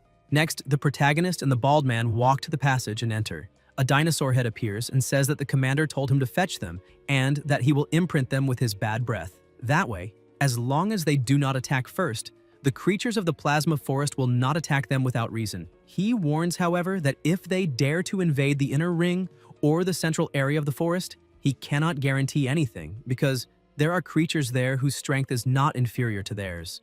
The wind blows and the dinosaur warns them not to be greedy. The passage closes and they are thrown near the mountains. When they get up, they realize that a tyrannosaur is already waiting for them. The girl comments that it is a cursed tyrannosaur that came to fetch them. The tyrannosaur spits on them, leaving them completely soaked, and Su thinks that this is an extremely peculiar ceremony. The tyrannosaur says that the task assigned by the commander has been completed, and that they are free to explore, explaining that after 1 month, he will track them by their breath and send them back to the outside world. The girl comments that every gathering place should have guides and suggests that they explore separately. The bald man agrees, and at Mayu's request, the 3 split up, following directions that had already been explored earlier by their respective gathering places. In truth, Since the night before, after meeting Lu, Reng had been constantly thinking about how to hide the secret of the treasure-hunting beast, but he had not found a truly suitable solution. When he heard Mei Yu's proposal that day, keeping this girl from Red Scorpion City away seemed like a convenient opportunity. The protagonist asks the treasure-hunting beast if it is sure that the thing grows in that place.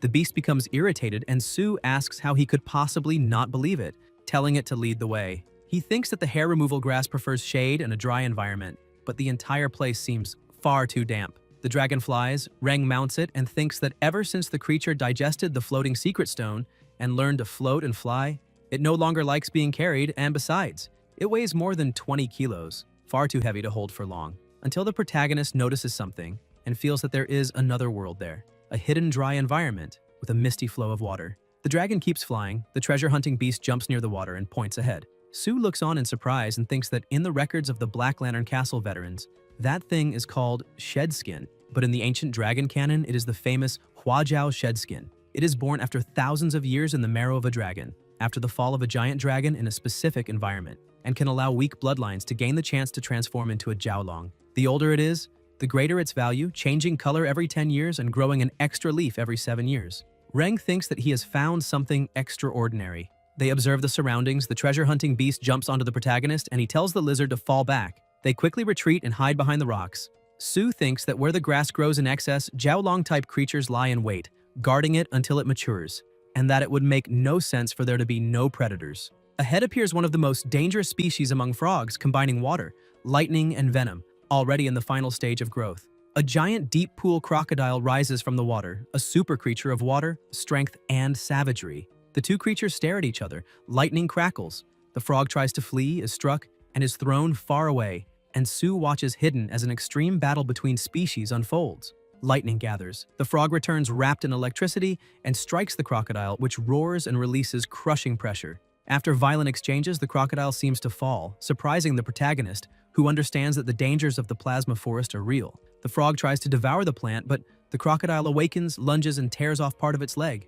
Reng thinks that the crocodile feigned defeat to strike back at the perfect moment, just like in battles between trainers. The frog flees, mutilated. The crocodile chases after it, and when both move away, Su takes the plant and says that now they need to flee as far as possible. Further ahead, the crocodile finishes devouring the frog and catches the scent of the plant. Su runs with the beasts. The treasure-hunting beast notices the aroma spreading, and he understands why it is called a fragrance. Reng runs a hand over his head and realizes that he underestimated the attractive power of the Huajiao grass. He tells the dragon to open its mouth, and the dragon lizard swallows the plant, seeming to enjoy it.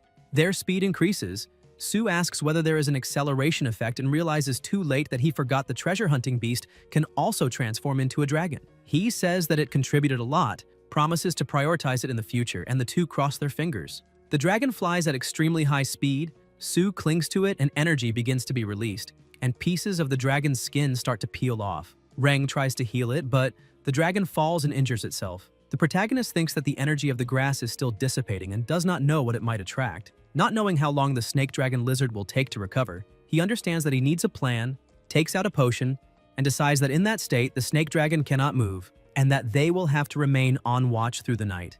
At night, in a forest, the protagonist sits with the dragon resting on his legs and says that it has always protected him with all its strength, and that now it is his turn to repay it.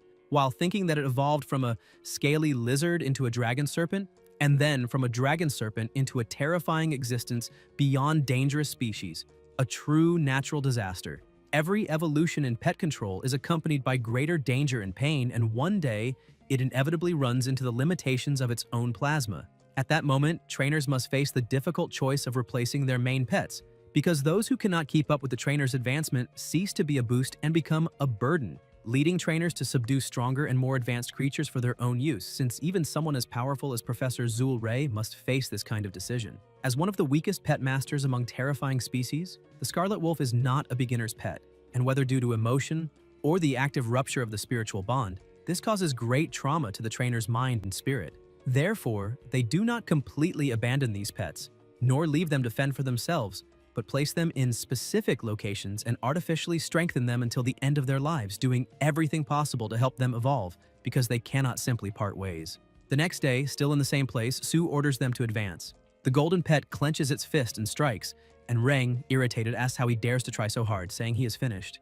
The three play rock, paper, scissors, the dragon wins and the other two hug it, while the dragon serpent rises with defiant eyes and gleaming scales. The protagonist comments that 6 meters is a sign of maturity, and the dragon lizard emits a light toward him. The power to transform the floodgrass brings the dragon serpent lizard infinitely closer to maturity, and it is about to display its most perfect form. The shedding, full of oppression and pain, ends up allowing the dragon serpent lizard to learn new abilities, and this trick is not limited to it, being able to help other pet owners and even Su Ruan, the master of masters, recover quickly from injuries and maintain physical conditioning during sleep. Before, the plasma limit was always a problem he avoided facing, but upon analyzing the newly unlocked content of the ancient dragon code, an intense light begins to spread around the book. Later, still in the same place, the protagonist sits on the dragon reading and explains that if he chooses the lizard lineage as the main body, there are 23 evolutionary paths for the dragon serpent lizard to reach terrifying species.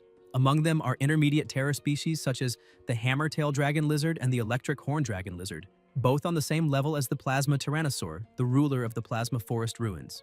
The hammer-tail dragon lizard is known for its enormous tail, whose swing and destructive power are comparable to the firing of a heavy tank's main cannon, while the electric horn dragon lizard is born with the ability to control lightning, possessing a sharp horn capable of releasing electrical discharges and also functioning as an almost indestructible weapon. In addition, there are variations such as the hill dragon lizard, the magma dragon lizard, and the fortress dragon lizard, all at an advanced terror level above intermediate, the latter being a race that follows the path of flesh shield and firepower, functioning as a mobile war fortress with iconic steel-fire fusion abilities and metallic flame storms capable of terrifying any enemy. Ordinary pilots and even masters at the professor level, if they obtained one of these evolution methods, would likely cry with joy, and the protagonist finds himself in real difficulty deciding which is the most powerful. The book begins to flip by itself until Su notices something, still in the plasma forest ruins, and reads that if the dragon serpent lizard chooses the plasma dragon serpent lineage as its main body, there are 37 evolutionary paths toward terrifying species. Among them are intermediate terror races such as the mist dragon, the wind and rain dragon serpent, the ice dragon serpent, and the fire dragon serpent. The mist dragon serpent controls mist, water, and draconic power, being able to ride clouds, but Su considers this ability too flashy and of little practical value, discarding it. Other options include the earth vein dragon serpent, the Tanglong, the Zenlong, the thunder dragon serpent, and the wind and thunder dragon serpent. Although the earth lineage preserves earth talent, the absence of the evil attribute greatly weakens the creature's potential, while the wind and thunder dragon serpent, which combines wind, dragon, evil, and lightning, represents the highest racial level among advanced horrors. This dragon serpent masterfully controls wind and thunder, possesses nearly perfect potential, and although the bulwark dragon lizard is extremely powerful, its excessive size works against it, making the wind and thunder dragon serpent the ideal choice. Rang evaluates that giving up the defense of the Earth system in exchange for flight capability and stronger attack methods makes this metamorphosis the best option, while the protagonist continues reading. The ritual requirements list: a complete dragon serpent, a high-level lizard descendant of a dual-line wind and thunder dragon at the terrifying level, a Fenglay plasma crystal, 2 sets of secondary dragon plasma essence totaling 5,000 milliliters, a complete windstone, a thunderstone, complete sound, and 1,500 grams of wind and thunder essence. Su says that now he has a direction and that they should go there.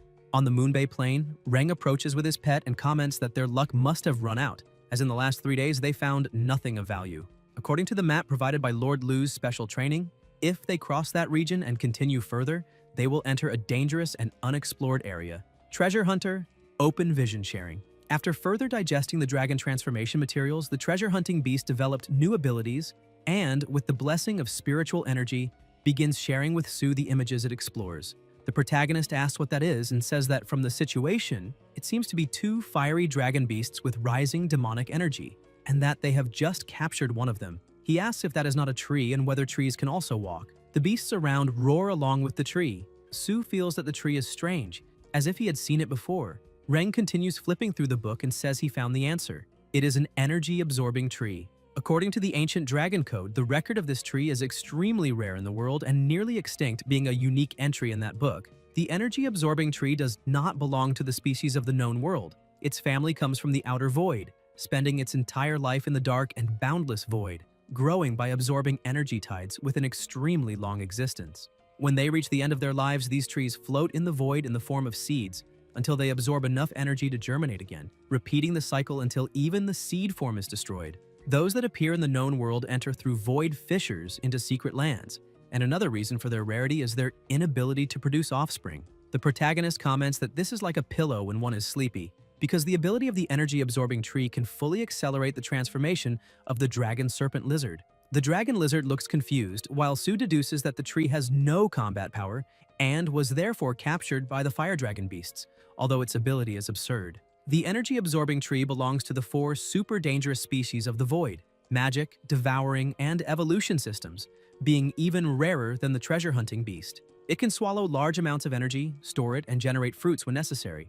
Even a small piece is enough to sustain a beast for a long time, drastically increasing the master's endurance. Even more unbelievable, it can copy materials it consumes, functioning as a living battle laboratory. Sue states that any trainer with such a tree can easily form an army of high-quality pets and asks if the dragon is not excited, while moving quickly through the area. Soon after, 2 beasts and a tree remain there. A stone hits one of them in the head, thrown by the golden pet, followed by several others. The beast and its partner become furious, and the tree, with teary eyes, tries to dodge, but one of the beasts is struck. A hammer begins to float, exuding a powerful aura.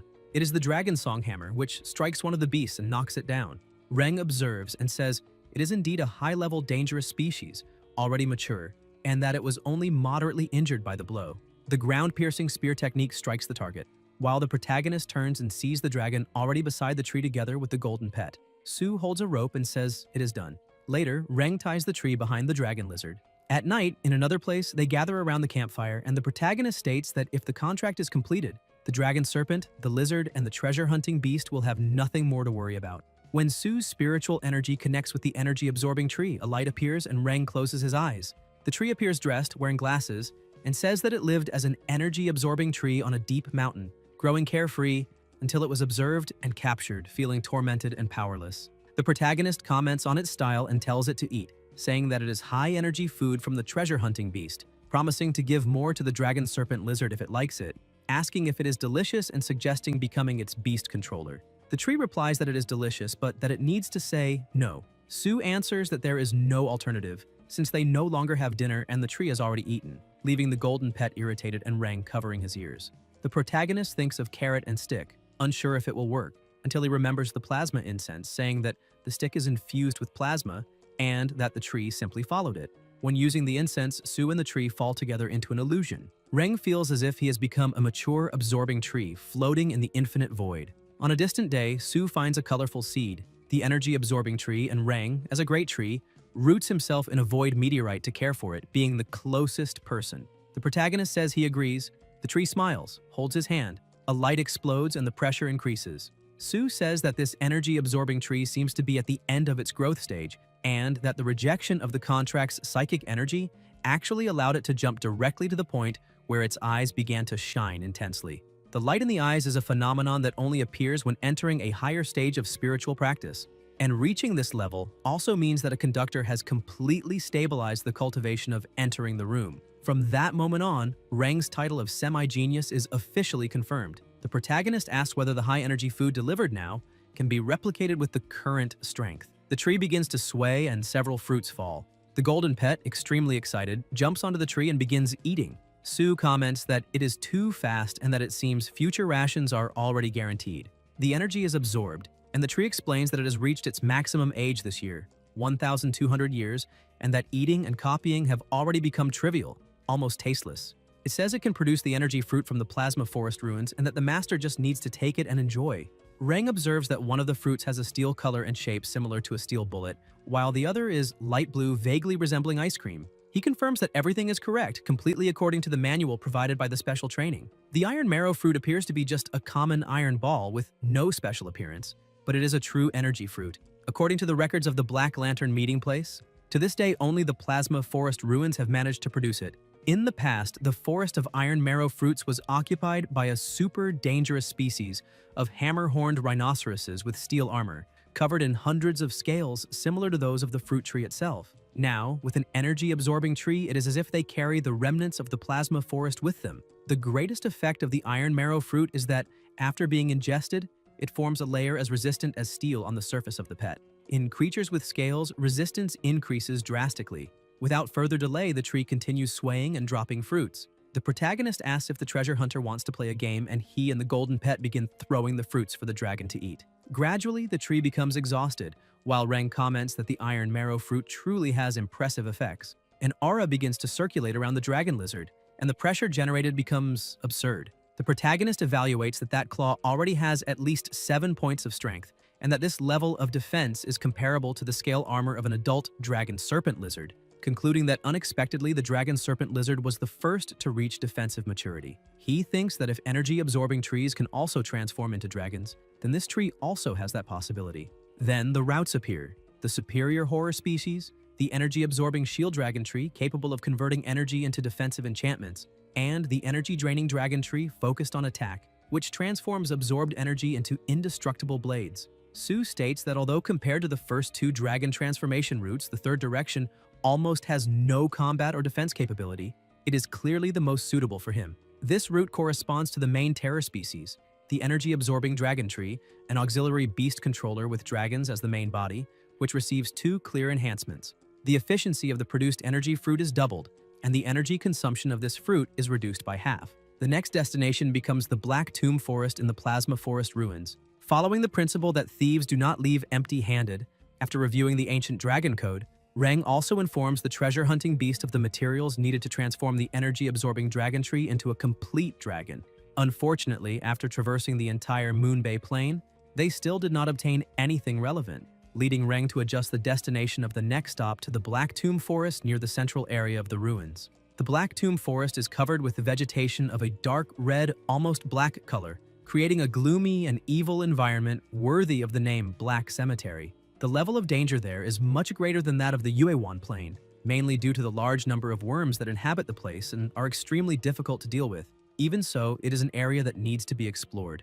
According to the elders of the Black Lantern Castle, many dragon-type horrors are buried in that region, and there are records of someone who managed to collect a terrifying treasure that only grows on dragon corpses, the Dragon Skeleton Flower. In addition, Su has another reason to gather courage and move forward. With the help of the energy-absorbing tree, the dragon serpent lizard finally digested all the remaining energy from the flood dragon grass and successfully entered the maturity stage. They continue advancing until they stop, when Reng comments that with level 4 illumination ability, indiscriminate long-range attacks, and long-way roars, they should already have the capacity to face creatures in the depths of the forest. Even so, something does not seem right. Reng observes that according to Lord Lu's special training map, that place should have been just a shallow stream, but now it has turned into a ravine more than 10 meters deep.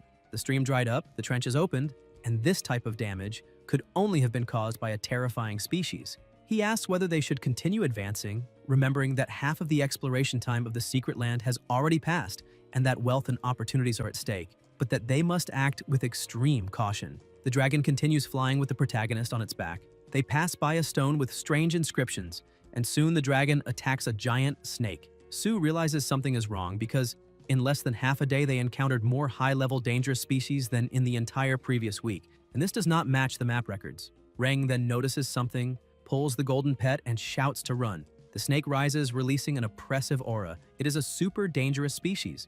The evolution of the green constrictor ox, the green ox boa, and that head has clearly already reached full stage. The protagonist tells the dragon lizard to run, and the pressure in the place is intense. Su climbs onto the dragon and says to venture into the depths of the dense forest and find a place where it cannot pass.